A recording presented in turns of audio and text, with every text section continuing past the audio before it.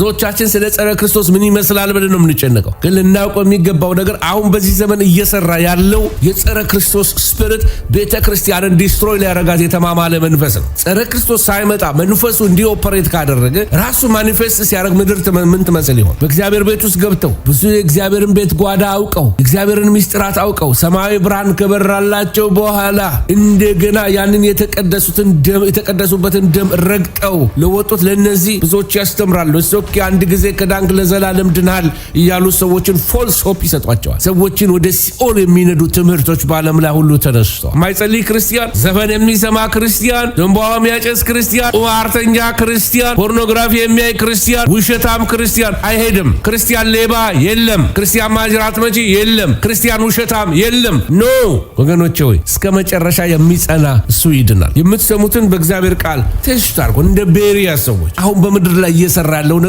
ለጸረ ክርስቶስ መንገድ እየጠረገለት ነው ያለው። ይሄ ናኖ ቺፕስ በሉት፣ ቴክኖሎጂ በሉት፣ ኮምፒውተር ቴክኖሎጂ በሉት፣ የተለያየ አይነት 5G በሉት፣ ሌላ ነገሮች በምድር ላይ ይተከሉ። ኤኒ ቴክኖሎጂ ሲተከል ፓስተር አስፋው ወንጌል ይሰብክበታል ተብሎ አይደለም። ጸረ ክርስቶስ ኦልሬዲ ፕላትፎርሞችን እየሰራለት ነው። እናንተ ክርስቲያኖች ከንጥቀት በኋላ ስለሚመጣው ጸረ ክርስቶስ አይደለም መጨነቅ ያለባችሁ ማሰብ ያለባችሁ አሁን እየሰራ ስላለ ቤተክርስቲያንን እየተዋጋ አገልጋይ እየተዋጋ ምእመንን እየተዋጋ ከተማ እየተዋጋ ፍሬያማ እንዳንሆን እየተዋጋ ስም እያጠፋ ዲስትሮ እያረገ ህዝብ ለህዝብ እያባላ ያለ ስፒሪት የጸረ ክርስቶስ መንፈስ ነው። እባካችሁ ስሙኝ ወገኖች።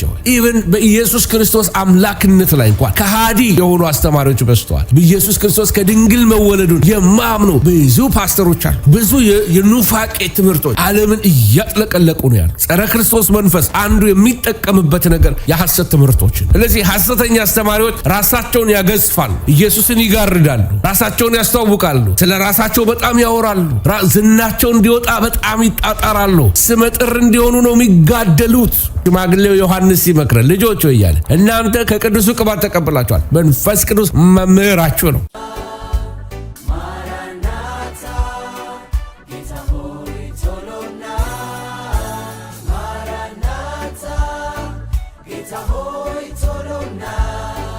ሰላም ለእናንተ ይሁን። እንደምን አላችሁ ቅዱሳን? የጌታ ሰላም ይብዛላችሁ። ዛሬም አዲስ ቀን ነው። በእግዚአብሔር ምሕረት እኛ ጋር ነግቷል፣ ሌሎቻችሁም ጋር መሽቷል። ክብር ሁሉ ለእግዚአብሔር ይሁን። ሁላችሁንም እንኳን ደህና መጣችሁ ማለት ፈልጋለሁ። እግዚአብሔርን እናመሰግናለን። ስለዚህ በዳንኤል 11 ላይ እንግዲህ የምንመለከተው ዳንኤልም እንዲረዳ እግዚአብሔር አንድን ነገር ደግሞ ይናገራል። ደግሞ የሚናገረው ለምንድን ነው? በጣም ክሩሻል እውነት ነው ማለት፣ በጣም አስፈላጊ እውነት ነው ማለት ነው። አንገብጋቢ ነገር ነው ማለት ነው። ስለዚህ ከዚህ በፊት የተማርናቸው ነገሮች ሲደገሙ ካያቸው እግዚአብሔር ሆነ ብሎ ነው። ጳውሎስ ምን ይላል ራሱ ሲያስተምር? ደግሜ እላለሁ ይላል። ደግሜ እላለሁ ሲል ምን ማለት ነው? ኤምፋሲስ እሰጠዋለሁ፣ እንደገና ነገሩ ኢምፖርታንት እንደሆነ እንድታውቁ ፈልጋለሁ ለማለት ነው። ስለዚህ አሁን የምነግራችሁ ታሪክ የነበረው በ287 እና በ164 ዓመተ ዓለም አካባቢ፣ ይሄ ማለት ኢየሱስ ክርስቶስ ከመወለዱ በፊት በ400 ዓመት የጨለማ ጊዜ ውስጥ የሆነ ነው። ይህንን ታሪክ ብዙ ጊዜ ያለው በዚህ በመቃባውያን መጽሐፍ ላይ አንዳንድ ታሪኮች ተጽፈዋል። ሂስቶሪካሊ ቫልዩ አለው አልኳችሁ፣ ግን ቢብሊካሊ ኢንስፓየርድ አይደለም። ለምን? በውስጡ የሰው ሐሳብ ስለገባበት። ሂስቶሪካሊ ቫልዩ አለው ምላችሁ ምንድነው? ለምሳሌ ይነግረናል እነማን እንደሆኑ፣ እነ ፕቶሎሚ ማን እንደሆኑ፣ እነ ከሰዳር ማን እንደሆኑ፣ እነዚህ የግሪክ ጀነራሎች እነማን እንደሆኑ ይነግረናል።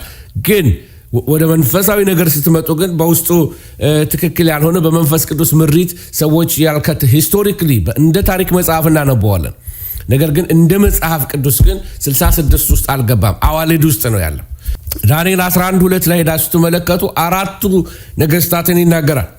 ምን እያለ ነው? ዳንኤል 11:2 ላይ እንዲህ ይላል፣ አሁንም እውነት አሳይሃለሁ ይላል። አሁንም እውነትን አሳይሃለሁ። ገብርኤል ነው የሚነግረው። እነሆ 3 ነገስታት ደግሞ በፋርስ ይነሳሉ። አራተኛው ከሁሉ እጅግ በጣም ባለጠጋ ይሆናል። በባለጠግነቱ በበረታ ጊዜም በግሪክ መንግስት ላይ ሁሉ ይነሳል። ስለማን ነው የሚናገረው? ገብርኤል ለዳንኤል የሚነግረው በፋርስ ውስጥ ገና የሚነሱ 3 ሌላ ነገስታቶች አሉ ይለዋል። እነማን ናቸው እነዚህ 3 ነገስታቶች? እንግዲህ እነዚህ ነገሮች መጽሐፍ ቅዱስ ላይ አታገኟቸውም። ግን ወደ ታሪክ መጽሐፍ ላይ ሄዳችሁ ስትመለከቱ ከቂሮስ በኋላ የተነሱ 3 ነገስታት እነማን ናቸው ብላችሁ ስትጠይቁ የታሪክ መዛግብቶች ምን ብለው ይነግሩናል? የመጀመሪያው ካምቢስ ይባላል። ሁለተኛው ደግሞ ዳሪዮስ ይባላል፣ ዳሪዮስ ቀዳማዊ። ከዛ ሶስተኛው ደግሞ አርጤክስስ ይባላል። ብዙዎቻችሁ መጽሐፈ አስቴርን አንብባችኋል። አርጤክስስን ነው አራተኛው ንጉስ የሚባለው። አራተኛው ንጉስ አርጤክስስ ሀብታም ይሆናል፣ በግሪክ መንግስት ላይ ይነሳል። ግሪክም ሆነ ፋርስ አይሁድን ለማጥፋት የተነሳ ህዝብ ነው። ግሪኮች በማ በኩል ነው ሊያጠፉ የነበረው አይሁዶችን? በአንቲዮክስ ኤጲፋነስ አስተምህሮ ማለት የጣዖት አምልኮ የተለያየ አይነት ወታደራዊ ዘመቻ በማድረግ ኢየሩሳሌምን ለመደምሰስ ዘምተዋል። በጣም እንደ አንቲዮክስ ኤጲፋነስ አይሁድን የጠላ አንቲሰሜቲክ የሆነ ሰው አልነበረም። እንደገና ደግሞ ፋርሶችም ደግሞ በአንድ በኩል አይሁድን ሊያጠፉ የተነሱበት ጊዜ ነበረ፣ ሳያውቁት። በሃማ በኩል ታስታውሳላችሁ።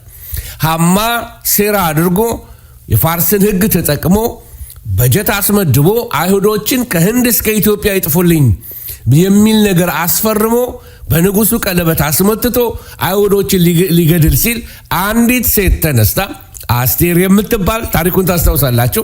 በትረ መንግስት ንጉሱ ዘርግቶላት ታሪክ አስገልብጣ መጽሐፉ ምን ይላል? ነገሩ ተገለበጠ። ክብር ለእግዚአብሔር ይሁን። እንደዚህ የዲያብሎስን ስራ እግዚአብሔር እየገለበጠ ነው አይሁዶችን በህይወት ያኖራቸው። ሰይጣን የማይወዳቸው እነማን ናቸው ካላችሁኝ፣ አይሁድን አይወድም፣ ቤተ ክርስቲያንን አይወዳትም።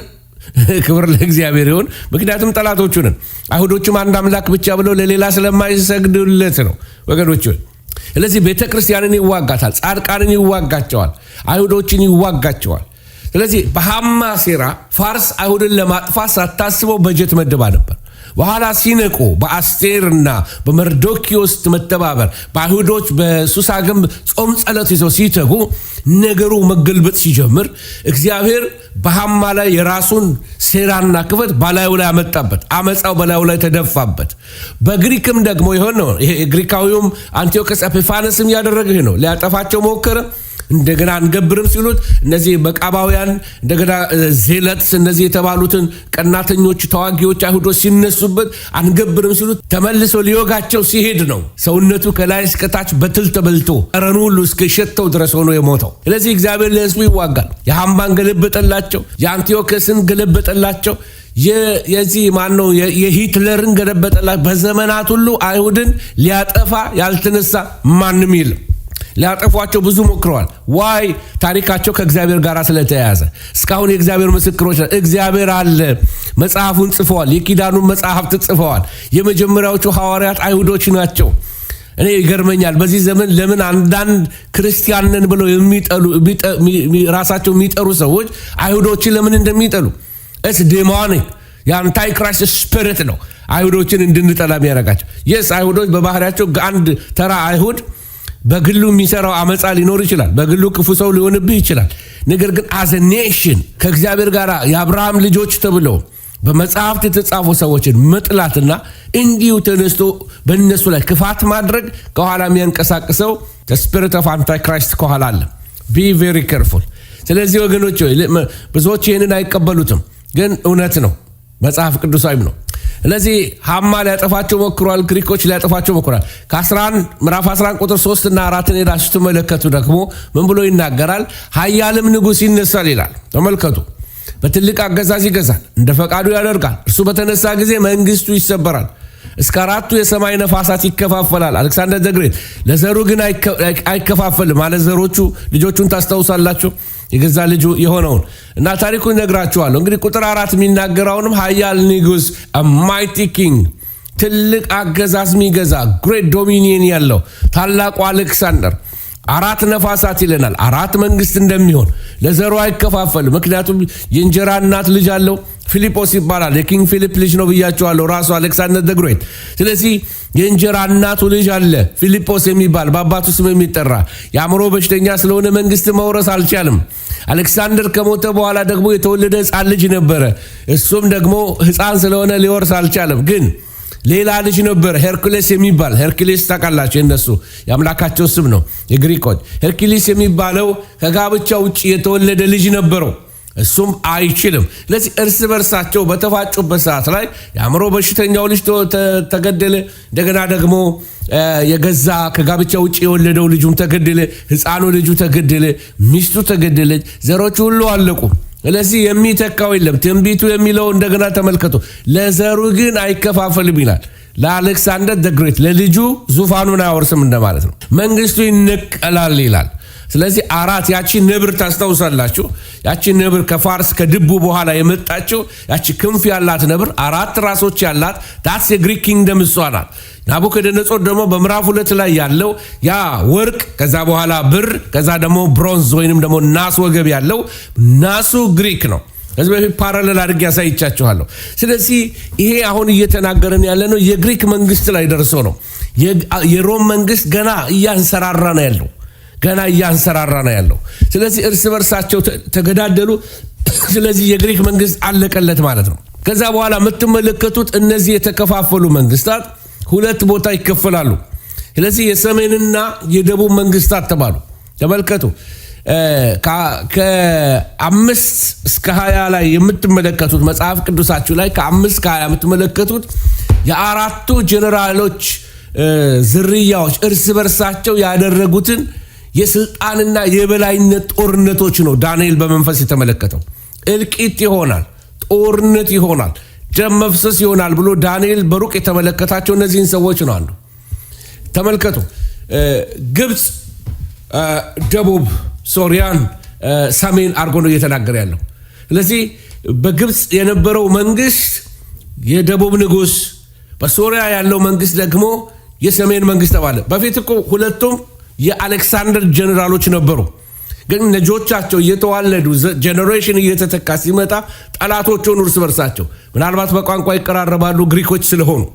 ስለዚህ ሁለቱ አገሮች ከላይና ከታች ናቸው። ግብፅ ከታች ናት፣ ሶሪያ ከላይ ነች ያለችው፣ በመሃል ያለችው እስራኤል ናት። ስለዚህ ጉልበተኛ ሁሉ ሊወር ሲመጣ በማን ያልፋል? በእስራኤል ነው የሚያልፈው። ስለዚህ ይረማመዷታል። በሐሳብ መረጋገጥ ጀመረች። በቃ ይወሯታል፣ በለዋ ላይ ያልፉባታል። እስራኤል ላይ አንዳንድ ጊዜ ገብተው ይማርኳት፣ አንዳንድ በከተሞች ሲያልፉ ይዘርፏቸዋል፣ አይሁዶችን ያጠፏቸዋል። ስለዚህ በሁለት መካከል እንደ ሳንድዊች ሆናለች እስራኤል ማለት ነው። ቁጥር 5 ላይ የምትመለከቱት የደቡብ ንጉስ ብርታቱን ነው የሚነግረን። እንደዚህ ይላል፣ የደቡብ ንጉስ ከአለቆቹም አንዱ ይበረታሉ፣ እሱም ይበረታበታል፣ ይሰለጠንማል፣ ግዛቱም ታላቅ ግዛት ይሆናል ይላል። ስለዚህ የደቡብ ንጉስ ከአለቆች አንዱ ይበረታሉ። ስለዚህ አንዱ በአንዱ ላይ እየበረቱ ይሄዳሉ። ፋይናንሻሊ ስትሮንግ በሆኑ ቁጥር በጦር ኃይለኞች ይሆናሉ። በጦር ኃይለኞች ሲሆኑ ደግሞ አንዱ አንዱን ይወራል። አሁንም ያለነው የግሪክ መንግስት ላይ ያለነው። ስለዚህ ከዚህ በፊት የነገርኳችሁ ፕቶሎሜ የሚባለው ቀዳማዊ ወይንም ደግሞ ቀዳማዊ ፕቶሎሜ አሌክሳንደር እንደሞተ ግብፅን ይዞ ብርታቱን ለማሳየት ኢየሩሳሌምን ያዛት። ስለዚህ የተሰጠውን ቴሪቶሪ ይዟል። በታች ሳውዲ አረቢያን ይዟል፣ ግብፅን ይዟል። ብርታቱን ለማሳየት ፈለገ ለሶሪያው ንጉስ። ስለዚህ የደቡብ ንጉስ ተነሳና ዘመቻ አደረገና ኢየሩሳሌምን ያዘ፣ ቅድስቲቱን ከተማ። ይሄ የደቡብ ንጉስ ነበር። ለ130 ዓመት የሴሎሲዲያና የፕቶሎሜ መንግስታት እርስ በርሳቸው ይዋጉ ነበር። ዳንኤል ይህንን ነው በራእዩ ላይ የሚመለከተው። ስለዚህ የበረታ ሄዶ ኢየሩሳሌምን ይዛል፣ የበረታ ሄዶ ኢየሩሳሌምን ይዛል። ስለዚህ በመካከል ለአይሁዶች መንከራተት ብቻ ነው የሆነባቸው። የጠላት መወረር በላያቸው ላይ ሰለጠነባቸው። በጣም ክፉ ጊዜ ነበረባቸው። ስለዚህ ለመፍትሄ ብለው ከ130 ዓመት ጦርነት በኋላ በ11/6 ላይ ስትሄዱ ተመልከቱ። የደቡብ ንጉስ ሴት ልጅ ቃል ኪዳን ለማድረግ ወደ ሰሜን ንጉስ ትመጣለች። የክንዷ ኃይል ግን አይጸናም። ምን ይላል? እርሱና ክንዷ አይጸናም፣ እርሷም እና እርሷን ያመጡ የወለዳትም በዚያ ዘመን ያጸናት አልፈው ይሰጣሉ። እዚህ ጋር የሚናገረው በጣም ኃይለኛ ነገር ነው። በዚያ ዘመን ያጸና ዘንድ አልፈው ይሰጣሉ። እና የግብፁ ንጉስ የደቡቡ ማለት ነው፣ የደቡቡ ንጉስ ፕቶሎሜ ሁለተኛው፣ የመጀመሪያው ሳይሆን ዳግማዊ ፕቶሎሜ ልጁን በርኒስ የምትባል ልጅ ነበረችው፣ ሴት ልጅ ለሶሪያ ንጉስ ለአንቲዮከስ ዳግማዊ ለጋብቻ ይሰጠዋል። ሰላም ይሁን ለምን እንዋጋለን እኛ ወንድማማችንን እስቲ በጋብቻ ደግሞ እንያያዝ ይሉና ድሮ በአገራችን ይደረግ እንደነበረ አንዱ ለአንዱ ልጁን ይድረዋል። በጣም የሚገርመው ግን የመጀመሪያ ሚስቱ የሶሪያው ንጉስ ማለት ነው የአንቲዮክስ ዳግማዊ የክፉ ሰውዬ ልጅ ላዮዲስ ትባላለች። አንቲዮክስን በመርዝ ትገድለዋለች፣ አልጋ ወራሹን ማለት ነው። ስለዚህ በርኒስ ደግሞ የመጣችው ከፕቶሎሜ ወይም ከደቡቡ ንጉስ ተሰጥታ ነው የመጣችው ለሰላም አግቢ ተብላ። እሷን በመርዝ ትገላታለች፣ ልጇን በመርዝ ትገላለች። ተመልከቱ፣ የአሕዛብ መንግስታት ታሪካቸው ይሄ ነው። የሮማን ኢምፓየርን ታሪክ ብትሄዱ በመርዝ ሲገዳደሉ ነው የምታዩቸው። አመፃ ነው የምታዩት። በጣም ብዙ ታሪክ አለ ወደ ሮማን ኢምፓየር ደግሞ ስትሄዱ። ስለዚህ በቁጥር 6 ላይ የተጻፈውን ተመልከቱ እንዴት የዳንኤል ትንቢት ስፔሲፊክ እንደሆነ። ቁጥር 6 ላይ የደቡብ ንጉስ ሴት ልጅ ቃል ኪዳን ለማድረግ ወደ ሰሜን ንጉስ ትመጣለች። አያችሁ ትንቢቱ። በርኒስ መጣ ወደ አንቲዮክስ ዳግማዊ ለጋብቻ ስትመጣ የክንዶ ኃይል ግን አይጸናም፣ እርሱና ክንዱም አይጸናም። አንቲዮክስ ራሱ እርሷን ያመጡ የወለዳትም በዚያ ዘመን ያጸናት አልፈው ይሰጣሉ። በመርዝ ስለመገደሏ ዳንኤል በሩቅ በትንቢት ተናግሯል። ስለዚች ስለ ሴትየዋ 11:7 ላይ ስትሄዱ ሌላ ታሪክ ሊመጣ ነው። አሁን ጦርነት እንግዲህ ያቆማል ተብሎ ሴት ልጅ ተሰጥታለች። እንደገና ሴት ልጅ ሄዳ ተገደለች። እንዲህ ይላል ቁጥር 7 ነገር ግን ከስሯ ቁጥቋጥ አንዱ በስፍራው ይነሳል፣ ሌላ ትውልድ ይነሳል፣ ወደ ሰራዊቱም ይመጣል፣ ወደ ሰሜን ንጉሥ አምባ ይገባል፣ በላያቸው ያደርጋል፣ ያሸንፋል። አማልክቶቻቸው ቀልጠው የተሰሩትን ምስሎቻቸውን ከብር ከወርቅ የተሰሩትን የከበሩትን ዕቃዎች ወደ ግብፅ ይማርካል። ይሲ የደቡብ ንጉሥ ነው የመጣባቸው። እስከ ጥቂት ዓመታትም ድረስ ከሰሜን ንጉሥ ጋር ሳይዋጋ ይቀመጣል ይላል። ምንድን ነው የተፈጠረው? ስለ እህቱ በቀል አሁን ፕቶሎሜ ዳግማዊ አይደለም፣ ፕቶሎሜ ሳልሳዊ። ተመልከቱ ጦርነት ለልጅ ልጅ እንዴት እንደሚወራረስ። ፕቶሎሜ ሳልሳዊ ወደ ሶሪያ ዘምቶ ያሸንፍና ስለ እህቱ በቀል ይበቀላቸዋል፣ አማልክቶቻቸውን ይማርካል። የእህቱን ገዳይ ላዮዲስን ያገኛታል። ይሲ ያችን በርኒስን የገደለችዋል ላዮዲስን ያገኛትና ላዮዲስን ይገላታል ማለት ነው። በቀል ቀጠለ። ከ10 እስከ 16 ደግሞ ሄዳችሁ ስትመለከቱ ምን ይላል? ልጆቹም ይዋጋሉ፣ ብዙ ሰራዊትና ህዝብ ይሰበሰባል። እሱም ይመጣል፣ ይጎርፍማል፣ ያልፍማል፣ ተመልሶ እስከ አምባው ድረስ ይዋጋል። የደቡብ ንጉሥ ይቆጣል፣ ወጥቶም ከሰሜን ንጉሥ ጋር ይዋጋል። ብዙ ህዝብንም ለሰልፍ ያስቆማል። ህዝቡም አልፎ በእጁ ይሰጣል። ህዝቡ በተወሰደ ጊዜ እንደዛ ይሆናል እያለ ትንቢቱን እስከ መጨረሻ ትመለከቱታላችሁ።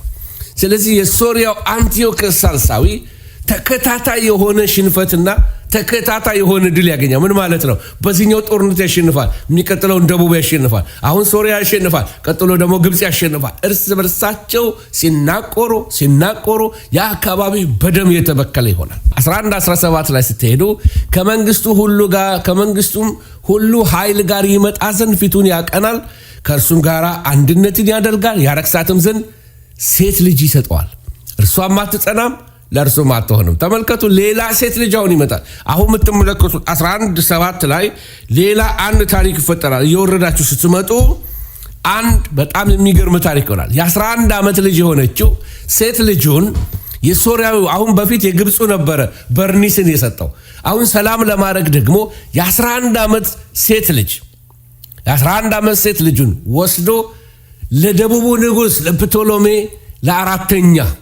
ለአራተኛው አሁን ሁለተኛው ሶስተኛው አልፈዋል። ለአራተኛው ጀነሬሽን ላይ ምን ያደርጋል? ክሊዮፓትራ የምትባለውን በጣም ውብ የሆነችዋን የሆሊውድ ሙቪ ብዙ የሚሰራላት ክሊዮፓትራ በውበቷ የታወቀችው በአሌክሳንድሪያ ላይ ንግሥት ልትሆን የሄደችው እሷን ይወስድና ለደቡብ ንጉሥ ይሰጠውና ይድርለታል። ክሊዮፓትራ ራሷ በሮማን ኢምፓየር ላይ የሰራችው በጣም ብዙ ዲፕሎማት የሆነች ሴት ናት። በብዙ ሰዓሊዎች ላይ ታያላችሁ። ቆንጆ ሴት አድርገው ይስሏታል ክሊዮፓትራ። የእሷ ታሪክ እዚህ ጋር ነው የሚገባው። እንግዲህ ታሪክና ባይብል ፓራሌል የሚሄዱ ናቸው እንጂ የሚጣረሱ አይደሉም። ስለዚህ መጽሐፍ ቅዱሳችን እኛ የምናምነው ቅዱሳን ሰዎች በእግዚአብሔር መንፈስ ተነድተው ጻፉት ነው እንጂ የምንለው አንዳንዶች እንደሚሉት የእኛ መጽሐፍ ይላሉ ከሰማይ አላህ እንዳለ አውርዶልን ነው የሰጠው ይላሉ። ግን ስትመረምሩት በጣም ብዙ ኤረሮች ታገኛላችሁ።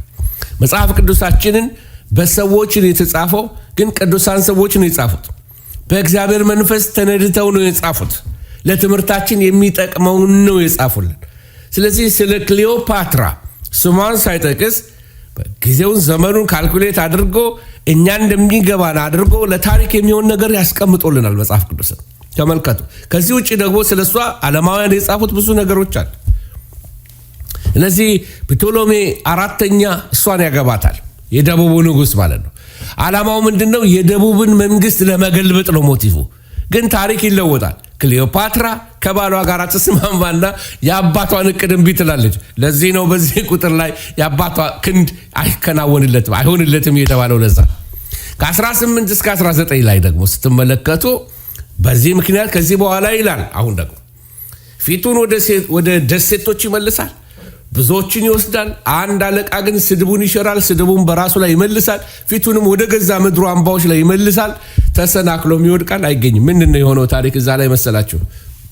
አንቲዮክስ ሳልሳዊ በግብፅ ባህሩን ዳሩን ሄዶ ጦርነት ሊያደርግ ሲሄድ ሮማውያን ገና እያንሰራሩ ያሉበት ጊዜ ነው። ስለዚህ ሮማውያን መንገድ ይዘጉበታል፣ ፑሽ ያደርጉታል። በቃ እንዳልፍ መንገድ ይዘጉበታል። ጦሩን ይፈራል፣ አቅሙን አይፈቅድለትም። ስለዚህ ይመለስና በቅድስቲቱ ምድር ያደርግና ወደ ገዛ ምድሩ ይመረሳል። ወደ ሶሪያ ወደ ላይ ያልፋል ማለት ነው። ስለዚህ በቁጣ ወደ ምድሩ ሲመለስ መጀመሪያ ያገኘው ነገር የጁፒተርን መቅደስ ድራሹን ያጠፋዋል።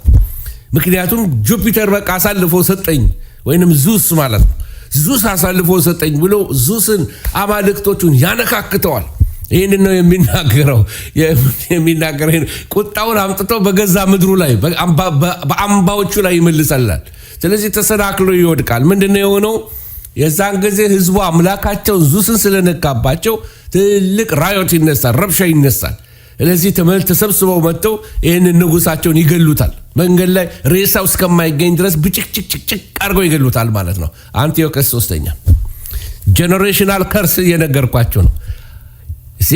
አሁን 11:20 ላይ ሄዳችሁ ስትመለከቱ የዛን ጊዜ በመንግስቱ ክብር መካከል አስገባሪውን የሚያሳልፍ በስፍራው ይነሳል፣ ነገር ግን በቁጣ ሳይሆን በሰልፍ ሳይሆን በጥቂት ይሰበራል ይላል።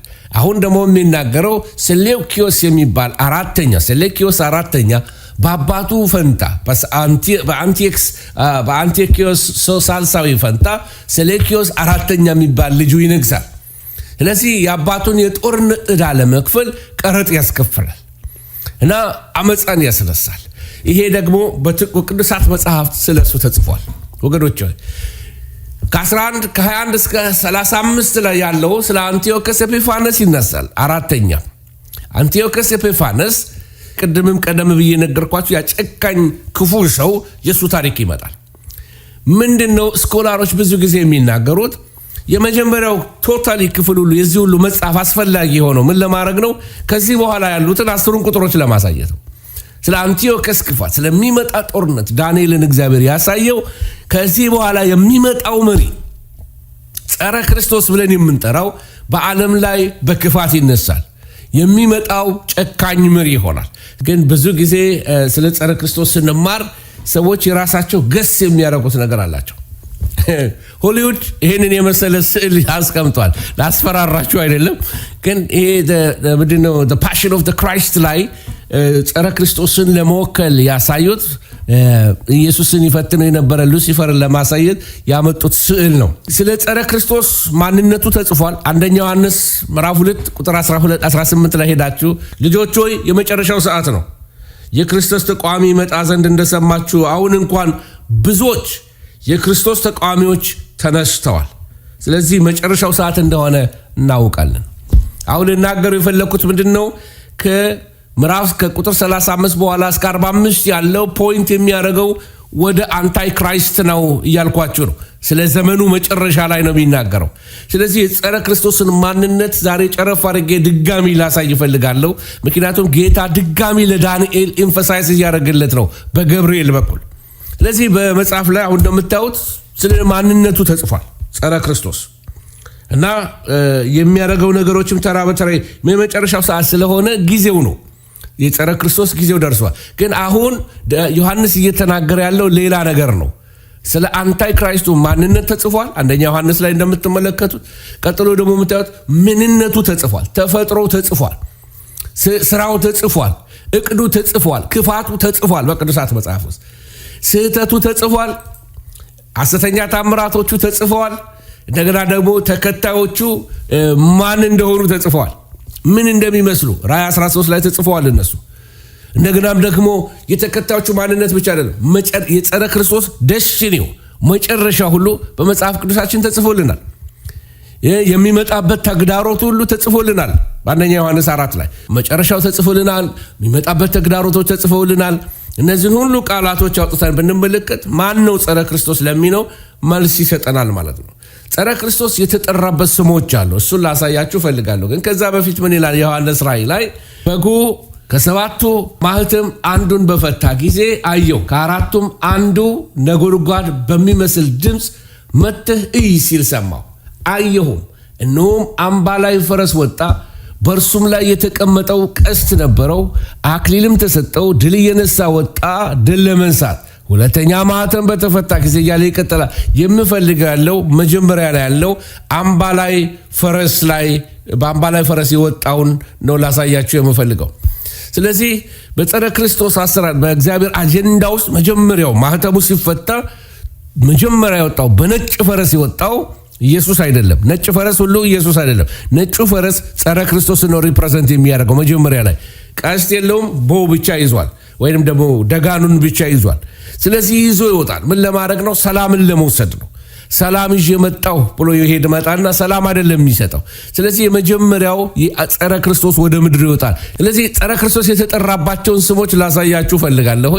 የመጀመሪያው ጸረ ክርስቶስ የተጠራበት ስም ጸረ ክርስቶስ ራሱ አሁን የምናገርበት ቃል ጸረ ክርስቶስ ወይንም አንታይ ክራይስት ምን ማለት ነው? ጸረ ክርስቶስ ጸረ ክርስቶስ ማለት እንግዲህ አንዱ ነገር ምናልባት እዚህ ውስጥ ካሉት ስሞች ውስጥ ማየት ትችላላችሁ። ጸረ ክርስቶስ ማለት ሁለት የቃላት ፍቺዎች አሉት። አንደኛው አንታይ ክራይስት የሚለው አንቲ የሚለው የግሪክ ቃል የሚያሳየው ኢን ፕሌስ ኦፍ ወይንም ደግሞ በጸረ ክርስቶስ በክርስቶስ ፈንታ ሆኖ ክርስቶስ ሳይሆን እንደ ክርስቶስ አክት የሚያደርግ መሲህ ሳይሆን እንደ መሲህ አክት የሚያደርግ። ስለዚህ የጸረ ክርስቶስ አንዱ ስሙ አንታይ ክራይስት፣ ሌላው ደግሞ ጸረ ክርስቶስ ማለት አጌንስት ክራይስት ክርስቶስን የሚቃወም ማለት ነው። ስለዚህ ጸረ ክርስቶስ ሁለት የስም ትርጉም አለው ማለት። ስለዚህ ቢ ኬርፉል በህይወታችን የጸረ ክርስቶስ መንፈስ ኦፕሬት እንዳያደርግብን እንደ ክርስቶስ አክት ማድረግ የለብንም። ምክንያቱም ማለት ምን ማለት ነው? የእሱን የህይወት ኑሮ መርሁን አንከተልም ማለት ሳይሆን እሱ ብቻ የሚፈታውን እኔ እፈታለሁ ብለን መነሳት የለብንም። በዓለም ላይ ብዙ እብዶች የበዙበት ዘመን ነው። እብዶች የምላቸው እነማንን ነው? እነዚህ እኔ ኢየሱስ ነኝ ብለው በየስፍራው የተነሱት በብራዚል የተነሳ፣ በራሻ የተነሳ፣ በፊሊፒን የተነሳ፣ በአፍሪካ የተነሳ በእኛም አካሄድ በእኛም አረማመድ ትንሽ ቆይቶ ሰዎች ራሳቸውን ሌላ ቦታ ያደርጋሉ። አንድ ሰው እንደዚህ አለ፣ እኔ አለ ሐዋርያ አይደለሁም፣ ነቢይ አይደለሁም፣ ከነቢይ እበልጣለሁ። ሐዋርያ አይደለሁም፣ ከሐዋርያ እበልጣለሁ። ፓስተር አይደለሁም፣ ከፓስተር እበልጣለሁ። ወንጌል አይደለሁም፣ ከፓስተር ምንድነው ሲሉት እኔ አላቸው እኔ የመላእክት አለቃ ነኝ። ይሄ የእብደት መንፈስ ነው። እሺ የእብደት ነው። እንዲህ አይነት ስፒሪት በመድራችን ላይ መግባቱ በጣም አዝናለሁ። ደግሞ ለተባለው ነገር ሁሉ አሜን የሚል ትውልድ፣ ለተባለው ነገር ሁሉ የሚያጨበጭብ ትውልድ በቃ እልልልልል ይባልለታል። ወገኖች ሆይ የመላእክት አለቃ ሚካኤል ነው። የሰው ፖዚሽን የመላእክት ፖዚሽን መጋፋት ውድቀት ነው የሚያመጣበት። ስለዚህ ጸረ ክርስቶስ የሚለው በክርስቶስ ቦታ ያልሆነውን መሲህ ሳይሆን እንደ መሲህ ማኒፌስት የሚያደርጉ ችግር በቃ የሁሉ ነገር መፍትሄ አለኝ ብሎ የሚነሳ የጸረ የክርስቶስን ቦታ የሚወስድ አንታይ ክራይስት ነው። እሺ ክርስቶስን የሚጋርድ ስፒሪት ነው እውነተኛውን ክርስቶስ። በዚህ በፍሎሪዳ ውስጥ አንድ ቤተክርስቲያን አለ። ምዕመኖቹ በሙሉ በተረከዛቸው ላይ፣ በእጃቸው ላይ፣ በደረታቸው ላይ፣ በሰውነታቸው ላይ በታቶ 666 ይጽፋሉ። ፓስተራቸው እኔ ይላል 666 እኔ አንታይ ክራይስት ነኝ አለ። እና አንታይ ክራይስት ማለት ምን ማለት ነው አለችው ጋዜጠኛው። አንታይ ክራይስት ማለት ከክርስቶስ የተሻለ የመጀመሪያው ኢየሱስ ደካማ፣ የመጀመሪያው ክርስቶስ ደካማ፣ እኔ ግን ኃይለኛ፣ እኔ ግን ብርቱ ነኝ። ስፓኒሽ ነው ስፓኒሽ ነው ሰውየው፣ ግን እንግሊዝኛ የሚናገራ ፍሎሪዳ አካባቢ ያላችሁ ታውቃላችሁ። እንትናችሁ ካልቸራቸው ስፓኒሽ ነው ብዙዎቹ። እና ቤተ ክርስቲያን ኃጢአት there is no sin ይላል። ኃጢአት የሚባል ነገር የለም። you can do anything you want። ስለዚህ ህግ የሚባል የለም። በቃ እኔ ነኝ ክርስቶስ፣ ኃጢአት የለም፣ የፈለጋችሁትን መሆን ትችላላችሁ። ቤተ ክርስቲያኑ ጢም ብሎ የሞላ ነው። ኢየሱስን የሚሳደብ ስፒሪቱ ሰውየው ጸረ ክርስቶስ ባይሆን እንኳን በሰውየው ላይ የሚሰራው ስፒሪት የክርስቶስ ተቃዋሚ መንፈስ ነው። ብዙዎቻችን ስለ ጸረ ክርስቶስ ምን ይመስላል ብለን ነው የምንጨነቀው። ግን ልናውቀው የሚገባው ነገር አሁን በዚህ ዘመን እየሰራ ያለው የጸረ ክርስቶስ ስፒሪት ቤተ ክርስቲያንን ዲስትሮይ ሊያረጋት የተማማለ መንፈስ ነው። ሊያጠፋት ይፈልጋል። አይሁዶችን ሊያጠፋ፣ ክርስቲያንን ሊያጠፋ፣ ጻድቃንን ሊበትናቸው፣ በቀንዱ ሊወጋቸው የሚፈልግ የጸረ ክርስቶስ መንፈስ ነው። ጸረ ክርስቶስ ሳይመጣ መንፈሱ እንዲኦፐሬት ካደረገ ራሱ ማኒፌስት ሲያደርግ ምድር ምን ትመስል ይሆን? ሌላ የተጠራበት ስሞች አሉ። እዚህ ላይ እንደምትመለከቱ ትንሹ ቀንድ ተብሎ ተጽፏል፣ ልዑል ተብሎ ተጽፏል፣ ወይንም ደግሞ ፕሪንስ ተብሏል፣ ለሚመጣው አለቃ፣ አጥፊ ተብሎ ተጽፏል፣ አምባገነን ዲክቴተር ተብሎ ተጽፏል። በተለያየ ቦታ ላይ የተለያየ ስሞች ተሰጥቶታል። የአመጽ ሰው ተብሏል። የአመጽ ሰው አምባገነን የሆነ ማን ኦፍ ሎውለስነስ፣ የጥፋት ልጅ፣ ሰን ኦፍ ፐርዲሽን፣ አውሬው። ራእይ መጽሐፍ ላይ በተለይ ከታች እነዚህን ስትመለከቱ እነዚህን በሙሉ እነዚህ ከታች ያለው በራእይ መጽሐፍ ላይ የምትመለከቱት ስለ አውሬው የተሰጠ በቃ አውሬው ነው የሚለው። ተፈጥሮ ምንድነው? ጸረ ክርስቶስ አውሬ ነው። ከሰው ጋር የማሄድ ክፉ የሆነ ጨካኝ የሆነ ለሰው የማይራራ ሰዎችን ወደ ሲኦል እስኪወስድ ድረስ በስጋቸው ላይ በቃ ስጋቸውን በመቀስ እየቆረጠ እንኳን ቢበታትነው ደስታው፣ የሰው ስቃይ ደስታው፣ የሰው በሽታ ደስታው፣ የሰው እንባ ደስታው፣ ክፋት የተሞላ አጋንንት የሞለበት ሉሲፈርን ተሸክሞ የሚሄድ የሉሲፈር መገለጫ ነው ጸረ ክርስቶስ። አመፀኛ ነው። የስድብ ቃፍ ያለው ተሳዳቢ ይሆናል። ዛሬ እየተመለከትን ያለውን ይህንን ነው። ግን ልጠቀልላችሁ የምፈልገው በሌላ መንገድ ነው። ስለዚህ አውሬው ብሎ ይገልጠዋል። ማንነቱን ደግሞ ስንመለከት ስለ ጸረ ክርስቶስ ተመልከቱ። በዚህ ቦታ ላይ የምታዩት በዳንኤል መጽሐፍ ላይ ተመልከቱ፣ በራእይ ላይ ተመልከቱ፣ በተሰሎንቄ ላይ ተመልከቱ፣ በአንደኛው በእነዚህ ሁሉ የምትመለከቱት ጸረ ክርስቶስ። በተለይ ዮሐንስን ብታዩት ስለ ጸረ ክርስቶስ ከሁሉ ይልቅ እሱ ነው የጻፈው። በአዲስ ኪዳን ጸረ ክርስቶስ የሚል ቃል በብዙ የተጠቀመው ከጳውሎስ አንድ ጊዜ ሲጠቀምበት፣ ሌሎቹን ግን ዮሐንስ ነው። ዮሐንስ ራእይ ላይ እንደገና ዮሐንስ መልእክቶች ላይ ደግሞ የጠቀሰው ዮሐንስ ሐዋርያው ነው። የተገለጠለት ነገር ስላለ ነው። እሺ፣ ስለዚህ ተመልከቱ። በእነዚህ ቦታዎች ላይ ስለ ጸረ ክርስቶስ የተጻፉ መጽሐፍ ቅዱሳዊ ማስረጃዎች ናቸው። እነዚህ የት ቦታ እንደምታገኙት ነው። ስሞች አሉት። የተጠራበት ስም ብዙ ጊዜ ባህሪን ይወክላል። ቅድም እንዳልኳችሁ እዚህ ላይ እነዚህን አንስቼላችኋለሁ። ጸረ ክርስቶስ ተብሏል። ትንሹ ቀንድ ተብሏል። ልዑል ተብሏል፣ ወይም ፕሪንስ ተብሏል። የዚህ ዓለም ገዢ ብሎታል ጌታ ኢየሱስን። በሌላ ቦታ ሉሲፈርን አጥፊ ዲስትሮየር ነው፣ አጥፊ ነው፣ አምባገነን፣ የራሱን ፈቃድ ያደርጋል ይላል ዳንኤል 11 ላይ ሄዳችሁ ትመለከቱ። እንደገና በሁለተኛ ተሰሎንቄ ላይ የሚለው የአመፅ ሰው ነው። ቅድም ያልኳችሁ የጥፋት ልጅ ነው፣ አውሬው ነው። ደግሜ የምነግራችሁ አውሬው እንድታዩት ነው። በዛው ማንነቱን በተመለከተ ደግሞ ስንመለከት ተመልከቱ 13:1 ላይ ራእይ ላይ ሄዳችሁ ብትመለከቱ ማንነቱን የሚነግረን አውሬው እያለ ነው የሚነግረን። ምዕራፍ 12 ላይ ሄዳችሁ ስትመለከቱ ቁጥር 9 ላይ ማንነቱ አውሬው፣ ቁጥር 9 ላይ የሚነግረን ሰይጣን፣ አውሬው ሰይጣን ነው። ከባህር የወጣው አውሬ ይላል፣ ጸረ ክርስቶስን ነው የሚናገረው። ከምድር የወጣው አውሬ ይለናል። ይሄኛው ደግሞ የሚያመለክተው ሐሰተኛ ነቢዩ ነው። ስለዚህ ሰይጣናዊ ትሪኒቲ ማድረግ ይፈልጋል። ሰይጣናዊ ስልስነት ወይም ስላሴን ኮፒ ማድረግ ይፈልጋል።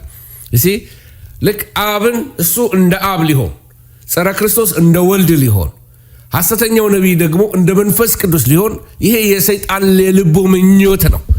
ነገር ግን አይሆንለትም መቼም ቢሆን። ታስታውሳላችሁ አይደለም? ከዚህ በብሉይ ኪዳን ላይ ምንድን ነው ያለው? እኔ ዙፋኔን ከአርያም ከዙፋናት በላይ አረጋለሁ፣ እኔ በልዑል ቀኝ ይቀመጣል፣ እኔ እንደዚህ ይሆናል፣ እኔ እያለ ወደ 7 ጊዜ አይአም የሚል ቃል ተናግሯል። ይሄ አይአም የሚለው ቃል የትዕቢት ቃሉ ነው።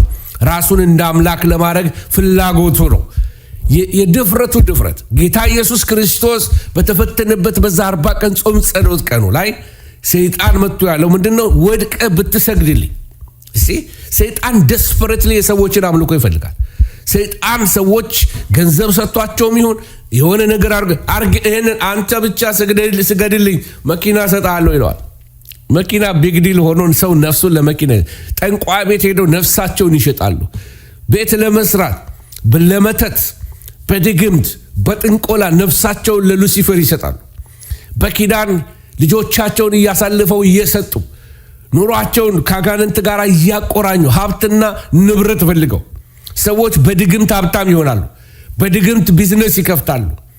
ወገኖቼ ይህን የሚያረጉ ሰዎች የምትሰሙኝ ሰዎች ካላችሁ በድግምት ሀብት የምትሰበስቡ በድግምት በጥንቆላ ንዋይ ሰብስባችሁ ቤት ሰርታችሁ መኪና ገዝታችሁ በድግምት የሰው ሀብት አገላብጣችሁ ከአንዱ ቢዝነስ የሌላ ወስዳችሁ በብር ላይ ያስደገማችሁ በልብስ ላይ ያስደገማችሁ በህፃናት የትምህርት ቤት መጽሐፍ ላይ ያስደገማችሁ የሰላቢ መንፈስ እንደገና የተለያየ ነገሮችን ያደረጋችሁ የልጆቻችሁን አብሮ በአጋንንታዊ ነገር ለመያዝ የምትጠቀሙ ሰዎች እናንተ ያው መጨረሻችሁ ንስሐ ካልገባችሁ የሲኦል ልጆች ናቸው። የሚጠብቃችሁ የዘላለም እሳት ነው። እናንተ ጠንቋይ ቤት የምትሄዱ ሰዎች እናንተ ጠንቋይ ስር ሄዳችሁ የምትደፉ የምትሰግዱ ሰዎች መጨረሻችሁ ሲኦል ነው። ትጠፋላችሁ፣ አትድኑም። ነፍሳችሁ ለሰይጣን ትሰጣለች። ዘላለማዊ ፍርድ በእናንተ ላይ ይሆናል። ንስሐ ገብታችሁ ከእግዚአብሔር ጋር ታረቁ። ወገኖቼ ሆይ ሰይጣኑ ሸታም፣ ሰይጣን ነፍሰ ገዳይ ነው። የልቡ ምኞት ሊያሰግዳችሁ ነው። ሲያሰግዳችሁ በፈቃዳችሁ ህይወታችሁን ለሱ ሰጣችሁታል። ሐሰተኛው ነቢይ ደግሞ ልክ መጥምቁ ዮሐንስ መንገድ እንደጠረገለት ለኢየሱስ ክርስቶስ መንገድ እየጠረገ የሚሄደው ለጸረ ክርስቶስ ይሆናል። ራሱን እንደ መንፈስ ቅዱስ የሚያይ ነው። በብሉይ ኪዳንና በአዲስ ኪዳን ላይ ጸረ ክርስቶስ ሳይመጣ በሩቅ አውሬውን ይወክሉ ተወካዮቹን ሪፕሬዘንት ያደረጉት ጥላዎች ነው። ላሳያችሁን ፈልገው እባቡ ሔዋንን እንዳሳተ ጸረ ክርስቶስ አሳች ይሆናል። ቃየል በወንድሙ ላይ ተቆጥቶ ወንድሙን እንደገደለ ጸረ ክርስቶስ ነፍሰ ገዳይ ይሆናል። ናምሮት አዳኝ እንደነበረ የነፍስ አዳኝ አጥፊ የሟርት የድግምት የሶርሰሪ የዊችክራፍት ሩት ባቢሎን እንደሆነ ናምሩድ እንደሱ እንደሆነ ልክ እነዚሁ ጸረ ክርስቶስ የእነዚህን ነገሮች ሁሉ ሪቫይቫል ያስነሳል። አማሌቅ ጨካኝ የደከመውን በመንገድ ላይ የሚገድል የአማሌቅ መንፈስ በእግዚአብሔር ሕዝብ ላይ መንገድ የሚዘጋ የጨፍጫፊ አጥፊ ገዳይ እንደሆነ የአማሌቅ መንፈስ ልክ እንደዛው ጸረ ክርስቶስ በአማሌቅ መንፈስ ነው የሚሰራው። በለዓም ሟርተኛ እንደሆነ ፈርዖን ሕዝብን ቅኝ ግዛት ይዞ አስለቅሶ ባሪያ የሚያደርግ እንደሆነ ጸረ ክርስቶስ ጨካኝ ይሆናል። ሕዝብን አስለቃሽ ይሆናል። ወገኖች ሆይ እየቀጠልን ስንሄድ እንደ ፈርዖን ብያቸዋለሁ። እንደ አንቲዮክስ ኤጲፋነስ አሁን እየተማርነው ያለው ሰውዬ አንቲዮክስ ኤጲፋነስ እንደሱ አይነት ጭካኔ ጸረ ክርስቶስ ከዛ በባሰ እጥፍ ነው የሚመጣው። ይሁዳ ከሃዲ እንደሆነ የጸረ ክርስቶስ ምሳሌ ነው። ስለዚህ ከ21 እስከ 35 ያለው እንግዲህ ይሄንን ነው የሚጠቅስልን። ስለ አንቲዮክስ ኤጲፋነስ ነው የሚጠቅስልን። ስለዚህ ሁል ጊዜ ከጸረ ክርስቶስ ጋር ተያይዞ ወይንም ቀድሞ ስሙ ይጠራል። ቅድም እንዳልኳችሁ ምሁራን የዳንኤል ግማሽ ትንቢት ጸረ ክርስቶስን ለማሳየት ነው የገለጠው። ጸረ ክርስቶስ ምን ይመስላል ብሎ በዘመኑ መጨረሻ ለኛ ትምህርት እንዲሆንልን ነው እግዚአብሔር ይሄንን የጻፈ። ይሄን ይመስላል መልኩ። ይሄ ትክክለኛ የአንቲዮክስ ኤጲፋነስ አራተኛ የሱ ምስል ይሄ ነው። በቁፋሮ የተገኘ በአርኪኦሎጂ የተገኘ የሱ ምስል ይሄ ነው። ሁሉ ጊዜ ከጸረ ክርስቶስ ቀድሞ የተጠራ ሰው ነው አልኳቸው። ቀደም እንዳልኳቸው ምሁራን ስለሱ ብዙ ይናገራሉ። አንቲዮክስ ነው ብለው ያምናሉ ራሱ ጸረ ክርስቶስን። አንዳንዶች ለዚህ ነው ጸረ ክርስቶስ መጥቷል የሚሉት አንቲዮክስን ነው። እነዚህ በ70 ዓመተ ምህረት ኢየሱስ መጥቷል የሚሉት አስተማሪዎች የሚናገሩት ይሄ ነው አንታይ ክራይስቱ ብለው ነው የሚናገሩት። ይሄ ግን ጥላ ነው እያልናቸው ነው እኛ። እሺ እና ሌላው አንቲዮክስ ጸረ ክርስቶስ ነው የሚሉት በቁጥር 35 ላይ እንደምታዩት ስለሱ የተጻፈ ስለሚመስላቸው ነው። ግን ከሱ ያለፈ ነው። ከሱ ያለፈ ነው። ለዚህ ቁጥር 35 ላይ በተለይ ምናልባት ወደ ኋላ ሄጄ በዳንኤል መጽሐፍ ላይ ባሳያችሁ ንጉሱ እንደ ፈቃዱ ያደርጋል፣ ራሱንም ከፍ ያደርጋል፣ በአማልክት ሁሉ ላይ ራሱን ታላቅ ያደርጋል፣ በአማልክት አምላክ ላይ በትዕቢት ይናገራል፣ ቁጣ እስኪፈጸም ድረስ ይከናወንለታል፣ የተወሰነውንም ያደርጋል፣ የአባቶቹን አማልክት የሴቶችን ምኞት አይመለከትም፣ ራሱን በሁሉ ላይ ታላቅ ያደርጋል፣ አማልክትን ሁሉ አይመለከትም፣ በእነዚህ ፈንታ ግን የአምባዎቹን አምላክ ያከብራል። ትርጉሙን ነግራቸዋለሁ። የአምባዎቹን አምላክ ያከብራል ሲል ስለ ጸረ ክርስቶስ ነው የሚናገረው። አምባገነን ነው፣ ጸረ ክርስቶስ አምባገነን ነው። በቃ መጀመሪያ የሚያደርገው ነገር ስለሱ በጣም ዲክቴተር ነው። ጸረ ክርስቶስ ዲክቴተር ነው እና 11:36 ላይ የሚናገረው ይሄን ነው፣ እንደ ፈቃዱ ያደርጋል። ስለዚህ ወደ ዓለም ሲመጣ ጸረ ክርስቶስ በምድር ላይ ያሉትን መንግስታት በሙሉ ምናልባት ዩሮፒያን ዩኒየን ሊሆን ይችላል፣ ምናልባት ደግሞ የዓለም መንግስታት ወይም ዩናይትድ ኔሽን ሊሆን ይችላል። ዓለምን በ10 ቀጠናዎች ከፋፍሎ ምናልባት መሪ ይፈልጋሉ። ከዚህ ከንጥቀቱ በኋላ ከትልቁ ክራይሲስ በኋላ ብዙ ጊዜ ክራይሲሶች ሲፈጠሩ የሆነ ነገር ይወለዳል ከክራይሲስ በኋላ። ለዚህ ነው ኮሮና የሚያስፈራው። ከኮሮና ክራይሲስ በኋላ የሆነ ነገር ሊወለድ ይችላል። ብዙ እግዚአብሔር ሰዎች የሚመለከቱት ነገር ስለሆነ ነው እና ልንጠነቀቅ ይገባል። ምንድነው እየተለወጠ ያለው? ምን ሊመጣ ነው? ለምንድን ነው ይሄ የሆነው? ስለዚህ ይህን ክራይሲስ ይጠቀምና አጋንንት ሊገባበት ይችላል። የሰዎች ደግሞ ብልጠት ገብቶ ሌላ ሲስተም ለመለወጥ ሊሆን ይችላል። ምክንያቱም ዓለምን ግሎባል ቪሌጅ ለማድረግ ወይም ደግሞ ኒው ወርልድ ኦርደር አዲሱ የዓለም ስርዓትን ለመመስረት ሰይጣን ሊጠቀምበት ይችላል። ለሉሲፈር ግን መጀመሪያ ቤተ ክርስቲያን ከመንገድ ዘወር ማለት አለባት። የሚከለክል ኃይል አለ፣ መንፈስ ቅዱስ አለ፣ ቤተ ክርስቲያን አለች፣ ወንጌል ይሰበካል። የእውነት መንፈስ በምድር ላይ አለ። የእውነት መንፈስ ካልተወሰደ የውሸት መንፈስ ዓለምን ሊገዛት አይችልም። ምክንያቱም ብርሃንና ጨለማ ማለት ነው። እውነት ብርሃን ነው፣ ጨለማ አለ። ብርሃን ዞር እስካላለ ድረስ ጨለማ ሊመጣ አይችልም። ስለዚህ ብርሃን ይወሰዳል፣ ቤተ ክርስቲያን ትወሰዳለች፣ ንጥቀት ይሆናል። ይሄ ብዙዎች የሚቃወሙኛሉ ስለ ንጥቀት የማያምኑ ሰዎች። ነገር ግን መጽሐፍ ቅዱሳችን ክሊርሊ ያስተምራል። እኔ ማስተምረዋለሁ ደግሜ። ወገኖች ሆይ በዚህ ዘመን ብዙዎች እንደ ፋሽን እየተከተሉት ነው ንጥቀት የለም የሚለውን ትምህርት። ኢየሱስ አይመጣም የሚለው እንደ ፋሽን ነጮቹ ጋር ብዙ ካበሾች እንደሆነ ብዙ ነጮቹ የነሱ አስተምሮት ነው በጣም ይገርመኝ። ወደዛ እየገቡ ነው ያሉት፣ ወደ ክህደት ውስጥ ማለት ነው። ስለዚህ ወገኖች ሆይ ኢትስ ኦኬ። ዓለም ሁሉ ተሰብስቦ ኢየሱስ አይመጣም ካለ አንድ ጊዜ ማርቲን ሉተርን ምን አሉት? ዓለም ሁሉ ይቃወማል አሉት። እሱ ደግሞ ምን አለ? እኔ ደግሞ ከጌታዬ ጋር ሆኜ ብቻዬን ዓለምን ሁሉ እቃወማታለሁ አለ። ጌታ ስም ብሩክ ይሁን። ስለዚህ ኢየሱስ አይመጣም ዓለም ሁሉ ተሰብስቦ ቢል እኔ ደግሞ ብቻዬን ቆሜ ኢየሱስ ይመጣል እላለሁ። ኢየሱስ ጌታ ነው። ጳውሎስ ነግሮኛል፣ ኢየሱስ በቶሎ እመጣለሁ ብሎኛል፣ ጠብቀዋለሁ። ክብር ለእግዚአብሔር ይሁን። ይሄን ሊለውጠው ማንም አይችልም። እግዚአብሔር ስም ብሩክ ይሁን። ስለዚህ ወገኖች ሆይ ራሱ አምባገነን ዲክቴተር ይነሳል፣ ግሎባል ዲክቴተር ይነሳል። ዓለምን እኛ ዲሞክራሲ እንበል እንጂ ዲክቴተሮች ይነሳል። አሁን ባሉ ዲክቴተሮች በዓለም ዙሪያ ከነሱ የባሰ እንደ ሂትለር ያለ በቃ እጁን እንዲህ ሲል ሰራዊት የሚታዘዘው ዲክቴተር በቃ የሚፈራ። ይሄ ደግሞ ሲመጣ በአጋንንት ኃይል ስለሆነ የሚሰራው፣ በሟርት ኃይል በድግምት ኃይል ስለሚሰራ፣ ሉሲፈር ስለሚገለጥበት በቃ የሚያደርገው ነገር ሁሉ ሰው የሚፈራው ሰው የሚቀበለው ይሆናል። መተተኛ ይሆናል። በላዩ ላይ የሚሰለጥነው ሌላ መንፈስ ስለሆነ ስለዚህ ዲክቴተር ይሆናል። ይሄ አሁን የአሜሪካኖች ትራዲሽን ዲሞክራሲ የሚሉት እነሱም የሚመቻቸው ከሆነ ነው። እሺ ለኛ አፍሪካኖች ዲክቴተር አዲስ አይደለም። በሁሉ ዘመን ላይ እንጆይ አድርገናቸዋል። ለምዕራቡ ዓለም ግን ዲክቴተር ብዙ አላዩምና ያዩታል። እንደ ሂትለር አራዊት የሆኑ በአራዊት መንፈስ በአራዊት ካራክተር የሚገለጡ ጨካኝ ሰዎች ይነሳሉ። ጨካኝ ዘመን ይመጣባቸዋል። እና ጸረ ክርስቶስ ሌላው መልኩ ምንድነው? አምባገነን ብቻ አይደለም፣ ራሱን ከአማልክት በላይ የሚያደርግ ነው። ምን ማለት ነው? አምላክ ነኝ የሚል አምላክ ነኝ። ቁጥር 11:36 የሚናገረው ራሱን አምላክ ያደርጋል። ስለዚህ ሰዎች እንዲሰግዱለት ይፈልጋል። ለአውሬው ምስል ያደርግለታል። ጸረ ክርስቶስ ማለት ሐሰተኛው ነቢይ ሃይማኖታዊ ሲስተሞችን ሁሉ ኮንትሮል ማድረግ ይጀምራል። ስለዚህ ከአማልክት በላይ ራሱን ያደርጋል። ሰዎች እንዲያመልኩት ይፈልጋል። 11:36 ላይ የምትመለከቱት እውነተኛውን አምላክ ያህዌን እግዚአብሔርን ራእይ መጽሐፍ ላይ ተጽፏል። ተሳዳቢ አፍ ተሰጠው ይላል። ዘንዶ ይሳደባል። በቃ እግዚአብሔርን ይሳደባል። ምክንያቱም የእግዚአብሔር ቁጣ ወደ ምድር ላይ ሲመጣ የእሱ የሆነውን ነገር ሁሉ ስለሚያፈርስበት የዘንዶ ከተማ ወይም ዘንዶ የተቆጣጠራቸውን አገሮች ሁሉ ፀሐይ ስለሚጠፋባቸው ጨለማ ስለሚሆን አፋቸውን ከፍቶ ይሳደባሉ። ሰዎችም የአውሬው መንፈስ በእነሱ ውስጥ ይገባል። እሱም ራሱ አውሬ ስለሆነ ልዑልን ይሳደባል፣ ጻድቁን ይሳደባል፣ ሰማይን ይሳደብ ይጀምራል። በእሱ ላይ ፍርድ ሊመጣበት ነው። ሃይማኖቶችን ሁሉ አይቀበልም፣ ራሱን አምላክ ያደርጋል። የሚቀጥለው ፖይንት የለም። እውነተኛውን አምላክ ይሳደባል። ሃይማኖቶችን ሁሉ አይቀበልም፣ ራሱን አምላክ ስላደረገ። ወታደራዊነትን ይወዳል። 11:38 ላይ ያለው ላነብላቸው እንደዚህ ይላል፣ በእነዚህ ፈንታ ግን የአምባዎቹን አምላክ ያከብራል። የአምባዎቹን አምላክ የሚለው ጋድ ኦፍ ዘ ፎርትረስስ ምን ማለት ነው? የምሽግ አምላክ፣ የጦርነትን አምላክ ይወዳል።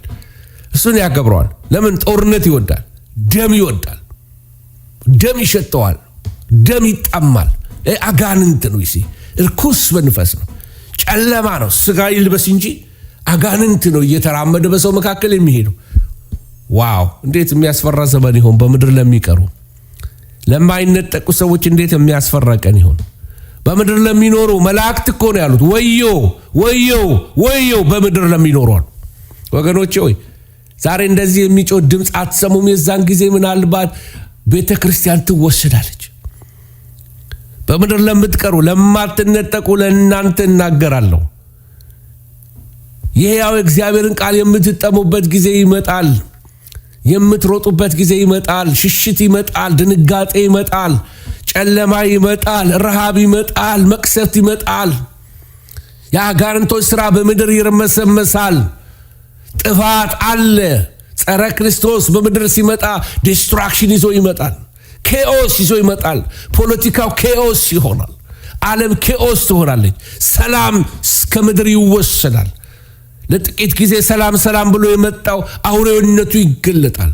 ለአይሁዶች ወዮላቸው፣ በምድር ለሚኖሩ ወዮላቸው፣ የአውሬውን ቁጥር ለተቀበሉ ወዮላቸው። የመዳን ዕድል የላቸውም። ነገር ግን በዛ ዘመን ይህንን የእውነት ወንጌል ቀድመው ሰምተው ልባቸውን አደንድነው ሚስት ወንጌል ስትነግር እምቢ ብለህ ልብን ያደነደንክ ያላመንክ ባል ሆይ የዛን ጊዜ ትነቃና ሚስት ያለችው ነገር ለካ እውነቷን ነው።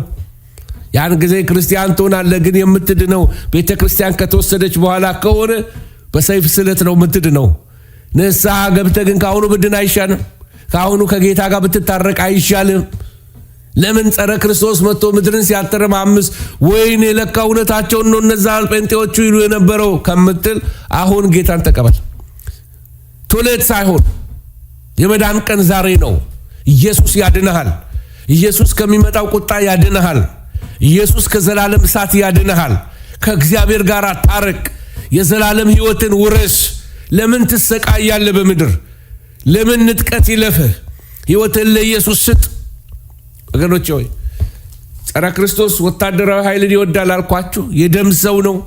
ምናልባት ራሱን እንደ ሚሊተሪ የሚያጌጥ ሰው ሊሆን ይችላል። የሚሊተሪ ኃይል የሚወድ ይሆናል። ስለዚህ ደም ሰው መግደል ምንም ነገር አይመስለውም። ምንም ነገር አይመስለውም። ሰው ማለት ደም ዓለም በኬኦስ ትሆናለች። ጦርነት በየቀጠናው ይፈነዳል። በዓለም ላይ በላቲን አሜሪካ ጦርነት፣ በሰሜን አሜሪካ ጦርነት ወገኖች ሆይ በሁሉ ቦታ አውሮፓ ከሁለተኛውና ከአንደኛው ዓለም ጦርነት የባሰ ጦርነቶች በየሰፈሩ በየቀጠናው፣ በኢራን አካባቢ ጦርነት፣ በሶሪያ ጦርነት፣ በአፍሪካ ጦርነት፣ ደም በየቦታው ይፈሳል። ጸረ ክርስቶስ መንፈስ ሰላምን ከምድር ይወስዳል። ወገኖቼ ሆይ በሌሎች ላይ ይዘምታል። አገሮችን ይከፋፍላል። ጦርነት ያስነሳል። ከአገሮች ጋር ይዋጋል። ከሁሉ በላይ የሚያስፈራው ሀብታም ይሆናል። ሀብታም ሲሆን ደግሞ ድሃ ይከተለዋል። ሀብት በጣም ፓወር ነው። ገንዘብ ያላቸው አገሮች ድሃ አገሮችን እንደሚገዙ ጸረ ክርስቶስ እጅግ ባለጠጋ ከመሆኑ የተነሳ ብዙዎች ይከተሉታል። ድሃ ድሆቹ በተለይ ቶሎ ቶሎ ይከተሉታል። ኢየሩሳሌምን ለመውረር ጎግና ማጎግ ሲያቀኑ ኢትዮጵያና ሊቢያ ይከተሉታል። ኢትዮጵያ እጆቿን ወደ እግዚአብሔር ትዘረጋለች ይላል መጽሐፍ። እውነት ነው። ግን ምን ያህሉ ኢትዮጵያ እጁን ይዘረጋል? ሊቢያና ኢትዮጵያ እንደሚያደርጋቸው የእስልምና ጉዳይ ነው። እስልምና ግሎባሊ አደገኛ በሆነ ፍጥነት እያደገ ያለ እምነት ነው። ኢስላሚክ አንታይ ክራይስት ሊሆን ይችላል የሚባል ብዙ ፕሬዲክሽን አለ። ስለሱ አሁን አልናገርም። እና ለኢትዮጵያ እድል ፈንታዋ ምን ይሆን? ኤርትራ እድል ፈንታዋ ምን ይሆን? በፕሮፌሲ አንጻር ማለት ነው። ወደ ፕሮፌሲን ትምህርት ገና ላዩን ነካ ነው እንጂ ገና አልገባንበትም። እንደግመዋለን። ሽት እያደረግን በደም ውስጣችን እስኪዋሃድ እንማረዋለን። ኢየሱስ ጌታ ነው ወገኖች ሆይ። መጨረሻ ግን ያው ጸረ ክርስቶስ ይሸነፋል፣ የሚረዳውም የለም ይለናል መጽሐፍ ቅዱስ። የሚረዳውም የለንም። እና አንድ ነገር ልንገራችሁ ዛሬ ብዙዎቻችን አሁን ስለሚመጣው ጸረ ክርስቶስ ነው የምናስበው። ግን በዚህ ዘመን ልንዘጋጅበት የሚገባው ዋና ነገር አለ። በዚህ ዘመን ልንዘጋጅበት የሚገባው ያለው ነገር በዚህ ዘመን እየሰራ ያለውን የጸረ ክርስቶስን መንፈስ መቋቋም ያስፈልገናል። ቤተ ክርስቲያንን አለፍሬ ያስቀራት የጸረ ክርስቶስ መንፈስ ነው። ምዕመናን እንዳይስማሙ እርስ በርስ የሚያጣላ መንፈስ የጸረ ክርስቶስ መንፈስ ነው። በአንድ ከተማ 3 አበሾች ቢኖሩ 3 ቸርች ይከፍታሉ ነው። 2 አበሾች ቢኖሩ 3 ቸርች ይከፍታሉ ይባላል። ያንዳንዳቸው አንዳንድ ቸርች ይኖራቸዋል። ሶስተኛው ግን ምናልባት ደግሞ ሲታረቁ የሚሰበሰቡበት ነው ይባላል። እንደ አሜባ መቀነጣጠብ በየከተማው ላይ በቃ እየተቆራረጡ ቸርች መክፈት፣ ህብረት የለም፣ የፍቅር መቀዝቀዝ የለም። አንዱን በቃ በአንዱ መክሳት የሌላው ደስታ፣ በአንዱ መበተን የሌላው ፈንጠዝያ፣ የአንዱ መዋረድ ለሌላው ክብር የሚመስልበት እሺ በወደቀ መሾም ያለ ይመስል አንዱ ወደቀ ሲባል የልብ ሐሴት በሌላው የሚሰማ the spirit of the antichrist is at work behind this ከኋላ ሆኖ ኦፐሬት የሚያደርግ የጸረ ክርስቶስ ስፒሪት አለ። ምዕመናን እርስ በርስ እንዳይስማሙ፣ ቤተ ክርስቲያን ሰላም እንዳይኖራት፣ በየፍርድ ቤቱ እንድትጓተት፣ ጥላቻ እንዲበዛ፣ ፍቅር እንዳያሸንፍ የፍቅርን መንፈስ የሚዋጋ የጸረ ክርስቶስ ስፒሪት አለ። ስለዚህ ሰዎች ወደ ቤተ ክርስቲያን ለተለያየ አጀንዳ ይመጣሉ። ጥቅማቸውን ፈልገው ቤተ ክርስቲያን ይመጣሉ። ጥቅማቸው ከተነካ አይፈልጓትም ቤተ ክርስቲያን፣ ስሟን ያጠፋሉ። ብዙዎች የክርስቶስ ተቃዋሚዎች ሆነው ተነስተዋል። አፖስቶሲ የሚባል ነገር አለ። አፖስቶሲ ማለት ወደ ኋላ መመለስ፣ ባክስላይድ ማድረግ። በእግዚአብሔር ቤት ውስጥ ገብተው ብዙ የእግዚአብሔርን ቤት ጓዳ አውቀው የእግዚአብሔርን ምስጢራት አውቀው ሰማያዊ ብርሃን ከበራላቸው በኋላ እንደገና ያንን የተቀደሱበትን ደም ረግጠው ለወጡት ለነዚህ መዳን አይሆንላቸውም። ብዙዎች ያስተምራሉ እስኪ አንድ ጊዜ ከዳንክ ለዘላለም ድናል እያሉ ሰዎችን ፎልስ ሆፕ ይሰጧቸዋል። ሰዎችን ወደ ሲኦል የሚነዱ ትምህርቶች በዓለም ላይ ሁሉ ተነስተዋል። ወገኖቼ ሆይ እስከ መጨረሻ የሚጸና እሱ ይድናል። ወገኖቼ ሆይ ስለዚህ መጨረሻው ሰዓት እንደሆነ እናውቃለን። ብዙ አፖስቴት ይነሳሉ፣ ብዙ ከሃዲዎች ይነሳሉ። ቃሉን የሚክዱ፣ መምጣቱን የሚክዱ፣ የቃሉን ኦቶሪቲ የሚክዱ፣ ኢቭን በኢየሱስ ክርስቶስ አምላክነት ላይ እንኳን ከሃዲ የሆኑ አስተማሪዎች በዝተዋል። በኢየሱስ ክርስቶስ ከድንግል መወለዱን የማያምኑ ብዙ ፓስተሮች አሉ። ብዙ የኑፋቄ ትምህርቶች ዓለምን እያጥለቀለቁ ነው ያሉት። ጸረ ክርስቶስ መንፈስ አንዱ የሚጠቀምበት ነገር የሐሰት ትምህርቶችን ነው። ወገኖቼ ሆይ ምን ይላል መሰላችሁ? አሁን መጨረሻው ሰዓት እንደሆነ እናውቃለን ይልና ከኛ ዘንድ ወጡ፣ ዳሩ ግን ከኛ ወገን አልነበሩ። መጡና ከኛ ወገን ነበሩ፣ ከኛ ሳይድ ነበሩ። እኛ ምናቀውን ያውቃሉ። እኛ ምን በላውን እንጀራ በልተዋል። እኛ ምን ቆርሰውን ማዕድ አብረው ቆርሰዋል። ግን ከኛ ወገን ልባቸው ከኛ ጋር አልነበረም። ከኛ ወገን ቢሆኑስ ከኛ ጋር ጸንተው በኖሩ ነበር። ነገር ግን ከኛ ወገን አልነበሩ። ተልኮ ነበራቸው። ጠላት አሳይን ያረጋቸው ነገር ነበር። ስለዚህ ከኛ ወገን እንዳልሆኑ ይገለጡ ዘንድ ወጡ ይላል መጽሐፍ ቅዱስ። እናንተ ይላል ይሄ ሽማግሌው ዮሐንስ ይመክራል፣ ልጆች ሆይ እያለ እናንተ ከቅዱሱ ቅባት ተቀብላችኋል። መንፈስ ቅዱስ መምህራችሁ ነው። እነዚህ አስተማሪዎቻችሁን እያሉ እየመጡ ሌላ ትምህርት የሚያስተምሯችሁን እናንተ መጀመሪያ ከቅባቱ ተማሩ። በግላችሁ ከመንፈስ ቅዱስ ተማሩ። መንፈስ ቅዱስ አጠገባችሁ ማለዳ ተነስቶ ያስተምራችኋል። ኤኒታይም መጽሐፋችሁን ከፍታችሁ እግዚአብሔር መንፈስ ቅዱስ ሆይ አስተምረኝ፣ አይኖቼን ክፈት፣ ከግም ታምራትን አለው በሉት። የዛን ጊዜ መንፈስ ቅዱስ መምህራችሁ ሊያስተምራችሁ ጠጋ ይላል ወደ እናንተ። ከቅዱሱ ቅባት ተቀበላችኋል። you are sealed by the Holy Spirit ታተማችኋል፣ የጌታ ናችሁ። ስለዚህ ከዚህ ቅባት ከተቀበላችሁ ተማሩበት፣ ያስተምራችሁ፣ ጆሮአችሁን ስጡት። እውነትን የምታውቁ ስለሆናችሁ ውሸት ሁሉ ከእውነት እንዳልሆነ ስለምታውቁ እንጂ እውነትን ስለማታውቁ አልጽፍላችሁም። እውነትንማ ኢየሱስን ታውቁታላችሁ። ክርስቶስ አይደለም ብሎ ኢየሱስን ከሚክድ በቀር ውሸተኛው ማን ነው? አስተምህሮቶች ተነስተዋል። ኢየሱስ ክርስቶስ የሆነው በጥምቀቱ ሰዓት ነው የሚሉ አስተማሪዎቻችን ተነስተዋል። ይሄ እነሱ ዛሬ ዲስከቨር ያድርጉት እንጂ በመጀመሪያው ዘመን ላይ ኖስቲክሶች ወይም የኖስቲሲዝም አስተማሪዎች ያስተምሩ የነበረው ትምህርት ይሄንን ነው። ኢየሱስና ክርስቶስ የተለያዩ ናቸው። ኢየሱስ ክርስቶስ የሆነው በጥምቀት ሰዓት ነው ይላሉ። እንደገና ደግሞ ኢየሱስ ወደ መስቀል ሲሄድ ክርስቶስ ተለይቶት ሄደ ይላሉ። ዋት ኤ ዲሰፕሽን! እንዲህ አይነት አስተምህሮቶች አዲስ መገለጥ በሚመስሉ በጣም ይቅርታ አድርጉልኝ ይህን ቃል ሲጠቀም በስርዓት ቁጭ ብሎ እግዚአብሔርን ቃል ባልተማሩ በስርዓት ቁጭ ብሎ መጽሐፍትን ባልመረመሩ አስተማሪዎች ሁሉ አስተማሪ ነው። ጥቅስ መጥቀስ የፈለገው ሁሉ አስተማሪ ነው። በቃ እድሜ ለዩቲዩብ አንስቶ በቃ ይደነግራል። ሁሉ አስተማሪ ነው። ሁሉ ተናጋሪ ነው። ሁሉ አዋቂ ነው። ስለዚህ ማንም ሊማር አይችልም። ሁላችንም ተሰልፈናል። እኔ አውቃለሁ፣ እኔ እችላለሁ፣ እኔ እናገራለሁ የሚል በጣም ብዙ ድምጾች እየወጡ ነው ያሉት። እናንተ ግን እውነትን ስለምታውቁ ውሸት ሁሉ ከእውነት እንዳልሆነ ስለምታውቁ ከቅዱሱ ቅባት ስለተቀበላችሁ ዲሸርን አድርጎ የምትሰሙትን በእግዚአብሔር ቃል ቴስት አድርጎ እንደ ቤሪያ ሰዎች the spirit of the antichrist የክርስቶስ ተቃዋሚ መንፈስ በዓለም ላይ እየሰራ ነው ያለው። እናንተ ክርስቲያኖች ከንጥቀት በኋላ ስለሚመጣው ጸረ ክርስቶስ አይደለም መጨነቅ ያለባችሁ። ማሰብ ያለባችሁ አሁን እየሰራ ስላለ ቤተክርስቲያንን እየተዋጋ አገልጋይ እየተዋጋ ምእመንን እየተዋጋ ከተማ እየተዋጋ ፍሬያማ እንዳንሆን እየተዋጋ ስም እያጠፋ ዲስትሮይ እያደረገ ህዝብ ለህዝብ እያባላ ያለ ስፒሪት የጸረ ክርስቶስ መንፈስ ነው። እባካችሁ ስሙኝ ወገኖች ሆይ፣ ኢየሱስ ክርስቶስን የሚጋርድ መንፈስ ሰዎችን የሚያደምቅ መንፈስ ነው። ወገኖች ሆይ የጸረ ክርስቶስ መንፈስ በሐሰተኛ አስተማሪዎች ውስጥ የሚሰራ ስፒሪት ነው። ኢየሱስን ያጠለሽባቸዋል። ስለ ኢየሱስ ሕሊናችሁን ያቆሽሽባቸዋል። የኢየሱስን ውበት ያደበዝዝባቸዋል። ውቡን ኢየሱስ አደብዝዞ የሆነ አገልጋይ ይከትባቸዋል። ወገኖች ሆይ እኔ የራሴን ጉንፋን ማልፈውስ እንኳን ምን ልሆን ምንም ያልሆንኩ ሰው በጸጋው የዳንኩ ኃጢአተኛ ሰው በእኔና በአንድ ሲሪያል ኪለር መካከል ያለው ልዩነት ላለው ብዙ ጊዜ የእግዚአብሔር ጸጋ ብቻ ነው። እንዴት አድርጎ ሰው በሰው ልብ ውስጥ ገብቶ ሰው እንዴት እንደ ከልት ይመለካል? እንዴት ሰባኪ እንደ ከልት ይመለካል? ወገኖች ሆይ ስለዚህ ባካችሁን ከተከተልን የኢየሱስ ተከታዮች እንሆን። ባክ ቱ ዲሳይፕልሺፕ ወደ ደቀ መዝሙርነት እንምጣ።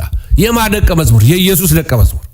ስለዚህ ሐሰተኛ አስተማሪዎች ራሳቸውን ያገዝፋሉ፣ ኢየሱስን ይጋርዳሉ፣ ራሳቸውን ያስተዋውቃሉ፣ ስለ ራሳቸው በጣም ያወራሉ፣ ዝናቸው እንዲወጣ በጣም ይጣጣራሉ፣ ስመጥር እንዲሆኑ ነው የሚጋደሉት።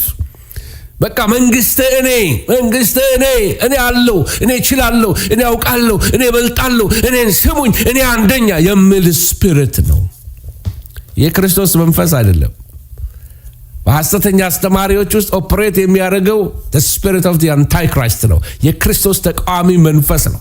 ዲስርን አድርጉ። አትጫወቱ።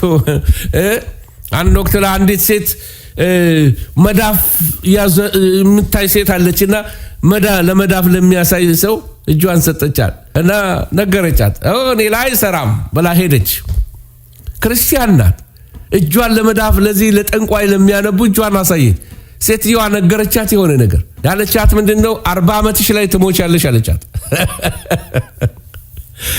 30ዎቹ ማን ላይ ስትገባ ምጥ በምጥ ወይኔ ጌታው 40 ዓመት ላይ ትሞቻለሽ ተብያለሽ። እስቲ ፍላጻ ወረወረና አገኛት። አጋንንት የቀልዴን ነው የሚባል ነገር የለም። አጋንንት ሰፈር ሄዶ ክፉ ጠላት አለ፣ ነፍሰ ገዳይ ሰይጣን ቢያገኝ አንተን ዘሮቼን ሊያጠፋ ነው የሚፈልገው። ክፉ ጠላት አለ። ለሰከንድ የደከምክለታ ሊያጠፋ ይፈልጋል። ከአምላክ የተለየለት ሊያጠፋ ይፈልጋል። እሺ ቅጥርን የሚጥስ እባብ ይነድፈዋል ይላል መጽሐፍ ቅዱስ። ስለዚህ ጨዋታ አይደለም፣ መንፈሳዊ ጨዋታ አይደለም፣ ቀልድ አይደለም፣ ፌዝ አይደለም፣ ቦልት አይደለም። ሲሪየስ ማተር ነው። ጌት ሲሪየስ ከኢየሱስ ጋር ጌት ሲሪየስ። ሲሪየሱን በቃ ቆምጣጥ በል በኢየሱስ ክርስቶስ። ቆፍጣን በል እንደ ወታደር ሁን ሲያስተምረን ዲሲፕሊንድ እሺ መንፈሳዊ ነገር በስርዓት ልትይዘው ይገባል። ጌጥ ይሄ ዝም ብሎ መዝናኛ አይደለም። የቦሌ ልጆች ስታይል አይደለም፣ ፋሽን አይደለም። ክርስትና በየካልዲስና በየስታርባክሱ ተሰብስቦ ወሬ አይደለም። በቃ ዩቲዩብ እየቀያየሩ በቃ ከለከው መዝሙር አወጣች እስቲ መዝሙር እንያል። ፋሽን አይደለም። ክርስትና ህይወት ነው። ክርስትና ህይወት ነው፣ ፋሽን አይደለም። ይሄ የቅንጦተኞች የሞደርኒዝም በቃ እኔ ሞደርን ነኝ ለማለት በቃ ጌታን ተቀበልኩ ከምን ጴንጤ ሆንኩ። ኖ ጴንጤ አትሁን። የኢየሱስን ክርስቲያን ሁን። ከድርጅት ወደ ድርጅት አትገላበት። ኢየሱስን ወቀው። ኢየሱስን ካላወቀው እንደ ቀድሞ የነበረው ስርዓት እኮ ተመልሶ መጣ። እሺ ማይጸልይ ክርስቲያን፣ ዘፈን የሚሰማ ክርስቲያን፣ ትንባሆ የሚያጨስ ክርስቲያን፣ ቁማርተኛ ክርስቲያን፣ ፖርኖግራፊ የሚያይ ክርስቲያን፣ ውሸታም ክርስቲያን አይሄድም። ክርስቲያን ሌባ የለም። ክርስቲያን ማጅራት መቺ የለም። ክርስቲያን ውሸታም የለም። ኖ that's the spirit of the antichrist ዲሲቭ እያደረገ ነው። እሺ ሌባ ሰብስቤ ቤተ ክርስቲያኔ ከምሰብክ የተለየ እሺ ፍሬ ያላቸው ገለባ መሰብሰብ አልፈልግም። ጥርት ያለ ክርስቶስን የሚያውቅ በጽድቅ የሚኖር ኃጢአትን ለይቶ የሚያውቅ ጽድቅን ለይቶ የሚያውቅ መንጋንም ያስፈልጋል። የማይነጠቅ ጆንያ ሙሉ ገለባ ከምንሰበሰብ እሺ አንዳንድ ከተማ ብዙ ሌቦች ያሉበት ከተማ አለ። እያጭበረበራችሁ በንግድ ሀብታሞች ይሆናችሁ፣ ውሸት የተማራችሁ እያጭበረበራችሁ ብር የምትበሉ በማጭበርበር ሀብታም የሆናችሁ ምድሪቱን ያረከሳችሁ አላችሁ እና እግዚአብሔር ባረከ። ሰርቅ ያመጣውን ጌታው ባርክልኝ ልትል ነው። በኢየሱስ ስም እግዚአብሔር የሌባ ሀብት አይባርክም። እግዚአብሔር ቅዱስ ነው። በሌብነት የሰራውን ቤት አይባርክም። በሌብነት ያመጣውን እንጀራ እግዚአብሔር አይባርክም። ሌባ ክርስቲያን የለም። ንስሐ ግባ። ኖ መንገዱ ጠባብ ነው። ወደ ህይወት የሚወስደው መንገድ ጠባብ ነው። አሜን። ሰፊው መንገድ ብዙዎች የሚጠፉበት ነው። አስራትን መባህን ስርቅ ያመጣውን ለእግዚአብሔር ቤት አታምጣ። ታረግሰዋል። መባውን ታረግሰዋል። የሌባ ብር ቤተክርስቲያን አይተቀበልም። አንቀበልም። እንደው ደሃንሆን ጦማችንን እንደር የሌባ ብር አንበላም። በእግዚአብሔር ቤት ውስጥ እንደዚህ በንግድ የምታጭበረብሩ፣ በታክስ የምታጭበረብሩ፣ በውሸት እየኖራችሁ ክርስቲያን ነኝ የምትሉ ኖ መጨረሻችሁ ጥፋት ነው። ኖ አትነጠቅም። ወደ እግዚአብሔር መንግስት እንዳንተ ሌቦች አይገቡም፣ ውሸተኞች አይገቡም፣ ነፍሰ ገዳዮች አይገቡም፣ አመንዝሮች አይገቡም። ታጠብ፣ ተቀደስ፣ በኢየሱስ ደም ንጻ። ሃሌሉያ። ቅድስቱ ኢየሩሳሌም የረከሰ ነገር አይገባባትም። ኢየሱስ ጌታ ነው። I love you too የኢየሩሳሌምን ከተማ ወገኖች የጸረ ክርስቶስ ስፒሪት፣ ጸረ ክርስቶስ መንፈስ አይሁዶችን በዓለም ላይ ተጠሉ እንዲሆኑ፣ ቅድም ያልኳቸው አንታይ ሴሜቲክ እንዲሆኑ፣ ጀርመኖች ከጥላቻቸው የተነሳ አይሁዶችን ወደ 6 ሚሊዮን አይሁዶችን ጨፈጨፏቸው። በየሄዱበት ይጠላሉ አይሁዶች። ከኋላው ያለው የጸረ ክርስቶስ ስፒሪት ነው። በላቸው ላይ የመሲህን ተስፋ ይዘው የኖሩ ህዝቦች ስለነበሩ መስመሩን ስተዋል። በእርግጥ መዳን ያላቸው እነሱም በኢየሱስ በማመን ብቻ ነው። አይሁዶች የተጠሉ እንዲሆኑ ያደርጋል። የኢየሩሳሌምን ከተማ ሊቆጣጠራት ይፈልጋል የጸረ ክርስቶስ ስፒሪት። እስከዛሬ በዓለም ላይ የምታዩት ዜና በሙሉ ኢየሩሳሌምን ሳይነካ የሚወጣ ዜና የለም። ኤቭሪ ዴይ ስለ ኢየሩሳሌም ይባል አንድ ነገር አለ። በወዲህ እስማኤል ያለቅሳል፣ ምድሪቱ የኔ ናት ይላል። ይስሐቅ ደግሞ ይሄ ከአባቴ የተሰጠኝ ነው ይላል። ይስሐቅና እስማኤል አሁንም እየተጣሉ ነው ያለው። ይገባችኋል ዜናውን ስታዩ።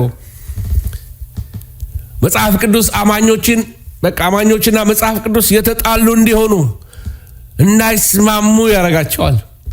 ሰዎች ለመጽሐፍ ቅዱስ ጊዜ እንዳይኖራቸው፣ ያረጀ መጽሐፍ እንዲመስላቸው፣ መጽሐፍ ቅዱስን ትቶ የሚሄድ ክርስቲያን ባተሌ ክርስቲያን፣ ጦርነት ሄዶ መሳሪያ የሌለው ክርስቲያን ነው። ጥቅስ መጥቀስ የማይችል ክርስቲያን። ድሮ በቃላችን ገና ክትትል ትምህርት ስንማር ማስተር ላይፍ ይባላል። ጥቅስ አስተምረውናል። መዝሙር 11:1 ምን ይላል? ዮሐንስ 3:16 ምን ይላል? ዮሐንስ 1:12 ምን ይላል? በቃላችን ነበር ያደረግን የምናወራው። ጥቅስ የምናጠናባት ትንሽ ወረቀቶች አሉን፣ ኪው ካርድ የምትባል ትንሽ ጥቅሶች አለች። በቃላችን ነው የምናጠናው ጥቅስ። ዛሬ የቴዲ ሁሉ ትጋት ለእግዚአብሔር ቃል ጊዜ የለንም። ቃሉን አናነብም። በቃ እዚህ ጋር አሁን እኔ ሁሌ እዚህ ጋር ቁጭ ብዬ ባስተምራችሁ እንጂ ራሳችሁ ገልጣችሁ መማር አትፈልጉም። እባካችሁን ሬዲዮ ባይብል መጽሐፋችሁን አንብቡ። እስቲ ከመንፈስ ቅዱስ ተማሩ። እስቲ አንድ ቻፕተር ዛሬ እንደው ልለምናችሁ በጌታ አንድ ቻፕተር በቀን አንድ ቻፕተር በቃ ከዘፍጥረት ጀምሮ ወይንም ከዮሐንስ ወንጌል ጀምሮ ተውት እስቲ ዘፍጥረትን እንኳን ከዮሐንስ ወንጌል ጀምሮ አንድ ቻፕተር ዴይ በየጠዋቱ አንድ ምዕራፍ አንብባችሁ በቃ እስቲ አንድ ቀስ በቀስ የተከማቸ ቻፕተር ባለጠጋ ታደርጋለች። እስቲ ኦቨርናይት ምጽፉልኝ ሰዎች አላችሁ ፓስተርዬ አንተ ላይ ያለው በቃ የቃል መግለጥና የቃል መረዳት እኔ ላይ እንዲመጣ ይጸልይላችኋለሁ። ጥሩ መሻት ነው ያላችሁ። ግን አንገል ልንገራችሁ አንድ ጊዜ ጠብቃችሁ ሎተሪ እንደወጣለት ሰው አንድ ጊዜ ሎተሪ እስኪመጣ ከምትጠብቁ ቀስ በቀስ በየቀኑ ሴቭ ብታደርጉ መድረስ የምትፈልጉበት ጋር ትደርሳላችሁ። ሎተሪ ስትጠባበቁ ማለት ነው። እንደሱ አትሆኑ። ልክ እንደዛ በየጊዜው በየቀኑ ያከማቻችኋት ሀብት ባለጠጋ ታደርጋላችሁ። በችኮላ የተሰበሰበ ሀብት ይበተናል ይላል መጽሐፍ ቅዱስ። ስለዚህ እግዚአብሔርን ቃል ኤቭሪዴይ አንቡት። እስቲ በየቀኑ አንቡት። የኮንፈረንስ ክርስቲያኖች አንሁን። እኛንም እግዚአብሔር ይቀር ይበለን። አገልጋዮች በየጊዜው በቃ ኮንፈረንስ በላይ ኮንፈረንስ ምን ደንዘዝ ሲል ኮንፈረንስ ነው ብናረ ግን መፍትሄው በኮንፈረንስ እያሟሟቅን የትም አላደረስናችሁም። መፍትሄው ወደ ቃሉ እንመለስ። በግል በጓዳ ያለ ትጋት ከሌለ በጓዳ በግል ያለ ጸሎት ከሌለ ምንም ታምር የሚደረግ ነገር የለም። እንደተመኘን ሰው እንዳደነቅን ለሰው እንዳጨበጨበን እንኖራለን። ስለዚህ ሪቫይቫል ትፈልጋላችሁ? ጓዳ ነው። በስውር የሚያባት በግልጥ ይከፍልሃል። ወደ ጓዳ ግባ። የጸረ ክርስቶስ መንፈስ አንዱ ጻድቃን ቅዱሳን መጻሕፍትን እንዲያነቡ አይፈልግም። ከቃሉ እንዲርቁ ያደርጋቸዋል። ባይብል ስተዲ እንዲሄዱ አይፈልግም። የቃል ትምህርት ላይ አይፈልጉም። እሺ ሌላው ደግሞ የጸረ ክርስቶስ መንፈስ የሚያደርገው ምንድነው? የኢየሱስ ክርስቶስን ስምና የደሙን መስዋዕት ማሰደብ ማስናቅ። እንዴት አድርጎ ባክስላይደርስ በማብዛት። ይሄ እንደናንተ ክርስቲያን አይደለም እንዴ? እነዚህ ግን ኑሯቸው አካሄዳቸው የኢየሱስ ደም እንዲናቅ ያደርገዋል። የኢየሱስ ስም እንዲሰደብ ይሆናል ከኛ አካሄድ የተነሳ ከኛ አረማመድ የተነሳ። ስለዚህ ዛሬ እንደው በጌታ ፊት እንደው ልባችንን ወደ ጌታ እንመልሰው። እስቲ የኢየሱስን ስም እንዳናሰድብ። በላያችሁ ላይ የተጠራ ክቡር ስም አለ። የደም መስዋዕት በላያችሁ ላይ አለ። በላያችሁ ላይ የተጠራ ክቡር ስም አለ። የኢየሱስ ስም እንዳይናቅ። ይኸው እሱ እኮ እንዲህ ነው ክርስቲያን ነኝ ይላል። ይኸው እሷ እኮ ክርስቲያን ናት። ይኸው እንዲህ ታደርጋለች። በአንድ ወቅት ላይ በቤተ ክርስቲያን አንድ ሴት እንዴት ነሽ ቸርች ትሄጃለሽ ወይ እንደዚህ እያልኩ እኔ መንገድ ላይ ለፈልፋለሁ። ከዛ በኋላ ፓስተር እንደሆን ካውቄሃለሁ አለች። ከዛ ታውቂኛለሽ? አዎ በደንብ አውቃለሁ። እከሌ የምትባል ታውቃታለህ? እናንተ ቸርች ያለች? አዎ አውቃታለሁ። እሷ እናንተ ቸርች አሁንም ትመጣለች? አዎ። እግዚአብሔር እሷን ከቤተ ክርስቲያናችሁ እስኪያጠፋ አልመለስም አለች። አልመጣም የምትለው ሁሉ ጥሩ ነው፣ ትምህርትን ወደዋለሁ፣ ግን ከእናንተ ቤተ ክርስቲያን እሷ ካልሄደች አልመጣም። ዋይ ምን አረገቻት? ምክንያቱን አልነግራችሁም። I don't care. The point is ራሴን ያፈርኩበት ማገለግለው ምምን በዛ አይነት ስም ሲጠራ ሳይ እኔን እምባራስ ያረጋኛል። ወገኖች ሆይ የእግዚአብሔር ቃል በላያችን ላይ እንዲሰደብ፣ እግዚአብሔር ቃል በላያችን ላይ እንዲጠላ፣ የኢየሱስ ክርስቶስ ስም እንዲሰደብ፣ የደሙ መስዋዕት እንዲሰደብ፣ የደሙ መስዋዕት እንዲናቅ እንዳረገውኛ ስለሆነ አባት በልጆቹ ያፍራል። አባት ብዙ ጊዜ እግዚአብሔርን እናሳፍረዋለን። አንዳንድ ጊዜ ሰፈራችን አስታውሳለሁ አንድ ዘበኛ ነበሩ። ይህ ዘበኛ ሰውዬ ኪሳቸው ገንዘባቸው እዚህ ገንዘብ ከተቱና ኮታቸው ውስጥ አንድ ብር ናት አስታውሳለሁ። የደርግ አንድ ብር ወደ ውጭ ያወጧት ብሯን። ከዛ በኋላ ቆመው እንደሚያወሩ ይመስላሉ ከሰው ጋር። ከዛ ካጠገባችን አንድ ሰው ፈቀቅ ያለ ልጅ ነው ፈቀቅ ያለ ቀስ ብሎ ከኪሳቸው ያችን ብር ልክ ሊያወጣ ሲል እጁን ያዙት። ከዛ ቀድሜ ለፈልፍ እናገር ነበረ። አባባ ብሩ ሊወርቅ ነው አልኩ። ልጁ እጁ ተያዘ። ከዛ የማን ልጅ ነህ አሉት። የከሌ ልጅ። ምንም አላሉ። ከእጁ ለቀቁት። ማፈሪያ አሉት። አባቱን ስም ያሳድባል። ማፈሪያ ነህ አሉት። በቃ ያቺ ቃል አልረሳትም። የአባታችን ስም የሚሰደበው የጌታችን ስም የሚሰደበው በእኔና በእናንተ አካባቢ ነው። የአባታቸውን ስም ደግሞ የሚያስከብሩ ልጆች አሉ። ደስ የሚል መጽሐፍ ቅዱስ ውስጥ አንድ ወንድማማቾች አሉ። ወይን ጠጡ ሲባሉ በፍጹም ለአባታችን ወይን እንዳንጠጣ ቃል ገብተንለታል። አባታቸው ከሞተ በኋላ እንኳን ወይን አይጠጡም ቃል ስለገቡ። የአባትን ስም እንዳናሰድበው እንድንጠነቀቅ ጌታ ይርዳል። የጸረ ክርስቶስ መንፈስ ዓላማው ግን እግዚአብሔርን እንድናሰድብ፣ መንፈስ ቅዱስ እንዲመረር፣ የእግዚአብሔር ቃል እንዲጠላ ስለሆነ በዚህ ዘመን ቤተክርስቲያንን እየተዋጋ ያለው መንፈስ ይሄ ነው ወገኖች ሆይ። ስለዚህ የእግዚአብሔር ቃል እንዳይጠላ ሌላው አንዱ የሚያደርገው ምንድነው? ጸረ ክርስቶስ መንፈስ አሁን በምድር ላይ እየሰራ ያለው ነገር ለጸረ ክርስቶስ መንገድ እየጠረገለት ነው ያለው። ይሄ ናኖ ቺፕስ በሉት፣ ቴክኖሎጂ በሉት፣ ኮምፒውተር ቴክኖሎጂ በሉት፣ የተለያየ አይነት 5G በሉት፣ ሌላ ነገሮች በምድር ላይ ይተከሉ። ኤኒ ቴክኖሎጂ ሲተከል ፓስተር አስፋው ወንጌል ይሰብክበታል ተብሎ አይደለም። ካሜራ ሲሰሩልኝ ፓስተር አስፋው ይሰብክበታል ብለው አይደለም። መብራቶች ሲሰሩልኝ ፓስተር አስፋው ይሰብካል ብለው አይደለም። ኮምፒውተሮች ቢሰሩ ኤኒቲንግ ቢሰሩ እኔን አስበው አይደለም የሚሰሩት። ጸረ ክርስቶስ ሮማውያን በሰሩት መንገድ ላይ እነ ጳውሎስ እየተመላለሱ ወንጌል እንደሰበኩ እኛም ደግሞ እንደዚህ በተከፈተ ኦፖርቹኒቲ ሁሉ ጉግልንም ተጠቅመን ይሁን ሌላም ነገር ተጠቅመን ወንጌልን እንሰብክበታለን። ክብር ለእግዚአብሔር ይሁን። ግን አንድ ነገር ወቁ፣ ጸረ ክርስቶስ ኦልሬዲ ፕላትፎርሞችን እየሰራለት ነው። ለቁጥሩም ይሁን ለችብሱም ይሁን ለተለያየ ነገሮች ጸረ ክርስቶስ ሲመጣ ለሚያከናውንበት ነገሮች በሙሉ ኮንስቲቲዩሽንን ይሁን ወይም የሀገሪቱን ህገ መንግስት ይሁን እያስተካከለለት ነው ያለው። ዩናይትድ ኔሽንን እያነጠፈለት ነው ያለው። ዩሮፒያን ዩኒየንን እያነጠፈለት ነው። አፍሪካን ዩኒየን እየተነጠፈለት ነው ያለው። ስለዚህ የጸረ ክርስቶስ መንፈስ አሰራር በምድር ላይ ቢዚ የሆነ ነው ያለው። እኛ እርስ በርሳችን ስንባላ አንድ ስዕል ነበረ ሰሞኑን በሶሻል ሚዲያ ላይ ሁለት ዋሊያዎች ቀንድ ለቀንድ ተያይዘዋል እና እርስ በርሳቸው እየተጣሉ እያሉ ያላወቁት ነገር ከሩቅ አንድ ሴት አንበሳ እየሮጠች ትመጣለች። ከዛ በኋላ ምንም ሳትራሯት እነሱ እየተጣሉ እያለ ለሷ በጣም አመቺ ኦፖርቹኒቲ ያገኘች ምሳ ሆነቻት። አንደኛዋ አመለጠች። እኛ እርስ በርሳችን ስንነካከስለት፣ በቀንድ ስንዋጋጋለት፣ ስንጠላላ፣ ስንተማማ እግዚአብሔርን እያሰደብን መኖር ስንጀምር አውሬው ሰተት ብሎ ይገባል። የሚበላውን ይበላል። ባክስላይድ ሰዎች ያደርጋሉ። ሰዎች ይሰናከላሉ።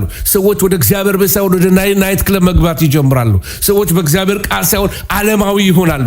አለባበሳቸው ዓለማዊ፣ ነገራቸው ዓለማዊ፣ ቋንቋቸው ዓለማዊ፣ ውስጣቸው የደከመ ግን ሪቹዋል፣ የቸርች ሪቹዋል ያደርጋሉ። ድርቅ ብለዋል። መንፈሳዊ ቋንቋ ስናወራም አይገባቸው። ምንድን ነው የሚያወራው? ጸረ ክርስቶስ ደግሞ ምንድን ነው ይላል አንዳንዱ። አቦተውን እኛ ይህንን መስማት አንፈልግም ይላል አንዳንዱ ሰው። ምክንያቱም ሰምቶ አያውቅም።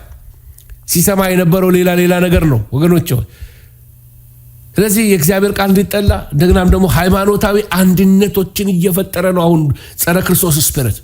ሃይማኖታዊ አንድነት ስላችሁ ግሎባል የሆነ ማርቲን ሉተር 95 ቴሲሶች ጽፎ በጉተንበርግ በዛ ማህተም እንደዚህ በቤተ ክርስቲያኑ በር ላይ ሊለጠፈው።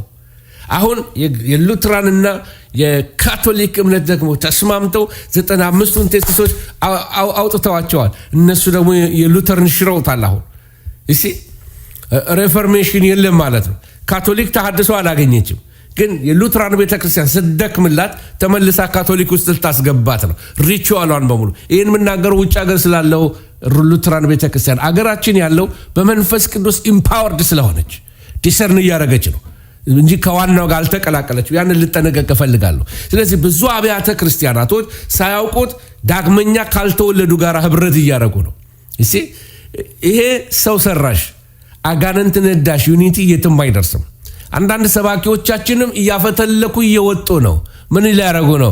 ወደዚህ አይነት ሙቭመንት ውስጥ እየገቡ ነው ያሉት። ምክንያቱም በመንፈስ ቅዱስ እየተቃጠልን መኖር ስናቆም ዳግም ልደትም ማተር አያደርግላቸውም። ኢትስ ኦኬ አንተም ይሄን ካመንክ እንስማማ። ቀስ ብሎ ሃይማኖታዊ አንድነቶች እየተገጣጠሙ ይመጣሉ። ሄደው ዙፋናቸውን የሚያስረክቡት ለሐሰተኛው ነቢይ ወይንም ለጸረ ክርስቶስ ነው። የጸረ ክርስቶስ መንፈስ የምንዋጋው አሁን ቤተክርስቲያንን የሚዋጋት መንፈስ የመንፈስን ሰይፍ ያዙ፣ እሱም የእግዚአብሔር ቃል ነው ይላል ኤፌሶን ምዕራፍ 6 ቁጥር 17። የእግዚአብሔር ቃል በሙላት ይኖርባችሁ። መዝሙር 15 እንደሚነግረን ንጹህ ልብ እግዚአብሔር ይፍጠርልን። ልባችሁን የሚያቆሽሸው ወይንም ህሊናችሁን የሚያቆሽሸው በጆሮአችሁ የምትሰሙት ነገር ተጠንቀቁ። በአይናችሁ የምታዩትን ነገር ተጠንቀቁ። እይታችሁን የሚለውጠው የምትሰሙት ነገር ነው። የምታዩት ነገር በጣም ወሳኝ ነው። የምትናገሩት ነገር በጣም ወሳኝ ነው። ስለዚህ ንጹህ ልብ ይኖረን። ማርቆስ 13 እንደሚነግረን የአውሬው መንፈስ አንዱ የምናሸንፈው እንመለስ ወደ መሰዊያው ላይ ምልጃና ጸሎት። ስለዚህ የክርስቶስን ይሄ ጸረ ክርስቶሳዊ መንፈስ ለመቃወም እነዚህ ሁለት ነገሮች ያዙልኝ። አንደኛ በንጹህ ህይወት መኖር፣ እንደገና ደግሞ እውነትን መሸከም። በቤተ ክርስቲያን ውስጥ ጸረ ክርስቶስ በጣም እየሰራ ይገኛል። የጸረ ክርስቶስ መንፈስ እየሰራ ይገኛል። አብያተ ክርስቲያናትን እያጋጫቸው ነው። ፓስተሩን ከፓስተር ያጋጫል፣ ሽማግሌ ከሽማግሌ ያጋጫል፣ ባልና ሚስት ያጣላል፣ ትዳር ያፋርሳል። በቃ አእምሮን ሁሉ ሰዎች ናላቸው እስኪዞር ድረስ፣ ክርስቲያኖች ደስታቸው እስኪያጡ ድረስ ይሄ ስፒሪት እየተዋጋ ነው ያለው። ወገኖች ሆይ እኛ አንቲዮከስ ኤጲፋንስ የሱ ጥላ የሆነው ጸረ ክርስቶስ በኃይል ሊገለጥ ነው ብለን በምንጠባበቅበት ሰዓት ላይ ከንጥቀት በኋላ ለሚሆነው ለሱ ስንዘጋጅ፣ እሱን ለማወቅ ስንፈልግ 6 ነው ቺፕሱ ነው ምናምን ስንል ሌላ መንፈስ ግን ምድር ላይ እየተዘዋወረ እየሰራ ነው። that's the spirit of the antichrist ሊመጣ ያለውን ድልድይ እየሰራለት ነው። ቴክኖሎጂውን እያመቻቸለት ነው። የክርስቲያኖችን ህይወት እያመሳቀለለት ነው። እንዳይስማሙ፣ እንዳይጸልዩ፣ እንዳይዋደዱ፣ ፍቅር እያቀዘቀዘ ሪቫይቫል እንዳይመጣ፣ የእግዚአብሔር ኃይል እንዳይመጣ፣ አገልጋዮች እንዳይወጡ፣ አገልጋዮች እንዳይነሱ ኃይለኛ ሰልፍ በቤተ ክርስቲያን ላይ አለ። ዛሬ በጌታ በኢየሱስ ስም ቤተ ክርስቲያን ጥሪ ያቀርባለሁ። ተነሱ በኢየሱስ ስም። ጻድቃን በጌታ ስም ተነሱ። የጣላችሁትን አንሱ። ነገ እያልን ነገ እየሆነ መጣ። ዛሬን እንጠቀምበት። እግዚአብሔር ይባርካችሁ፣ ፊቱን ያብራላችሁ፣ ሰላሙን ሁሉ ይስጣችሁ። እግዚአብሔር በዚህ ዘመን ከሚሰራው የጸረ ክርስቶስ መንፈስ ይጠብቃችሁ። የእግዚአብሔር መጠቀሚያ ያርጋችሁ። የእግዚአብሔር ዕቃዎች ያርጋችሁ። እግዚአብሔር መንፈስ ይረፍባችሁ። የቃሉ ኃይል ይረፍባችሁ። በመንፈስ ቅዱስ እሳት ይዳስሳችሁ። መፈታት ይሁንላችሁ። መብዛት ይሁንላችሁ። መስፋት ይሁንላችሁ። የከፍታ ዘመን ይሁንላችሁ። ጨለማውን የመርገጥ ዘመን ይሁንላችሁ። ድካምን የማሸነፍ ዘመን ይሁንላችሁ። በጽድቅ የመኖር ዘመን ይሁንላችሁ። እግዚአብሔርን የመታዘዝ ዘመን ይሁንላችሁ። እግዚአብሔርን ክብር የምታዩበት ዘመን ይሁንላችሁ። እግዚአብሔር ሕይወታችሁን ያለምልምላችሁ። ከሰውነታችሁ ላይ በሽታን ይጥረግላችሁ። ከቤታችሁ እግዚአብሔር ሰላም ነሽውን ይውጋላችሁ። ሰላቢውን ይውጋላችሁ። ጤና የሚሰርቀውን ይውጋላችሁ። ጠላታችሁን ከእግራችሁ በታች ይቀጥቅጥላችሁ። ድል በመንሳቱ ያዙራችሁ። መልካም ይሁንላችሁ። ለጻድቁ መልካም ይሁንለታል በሉ እንደተባለ መልካም ይሁንላችሁ። በአብ በወልድ በመንፈስ ቅዱስ ስም አንድ አምላክ አሜን። ማራናታ ጌታ ሆይ ቶሎና ማራናታ ጌታ ሆይ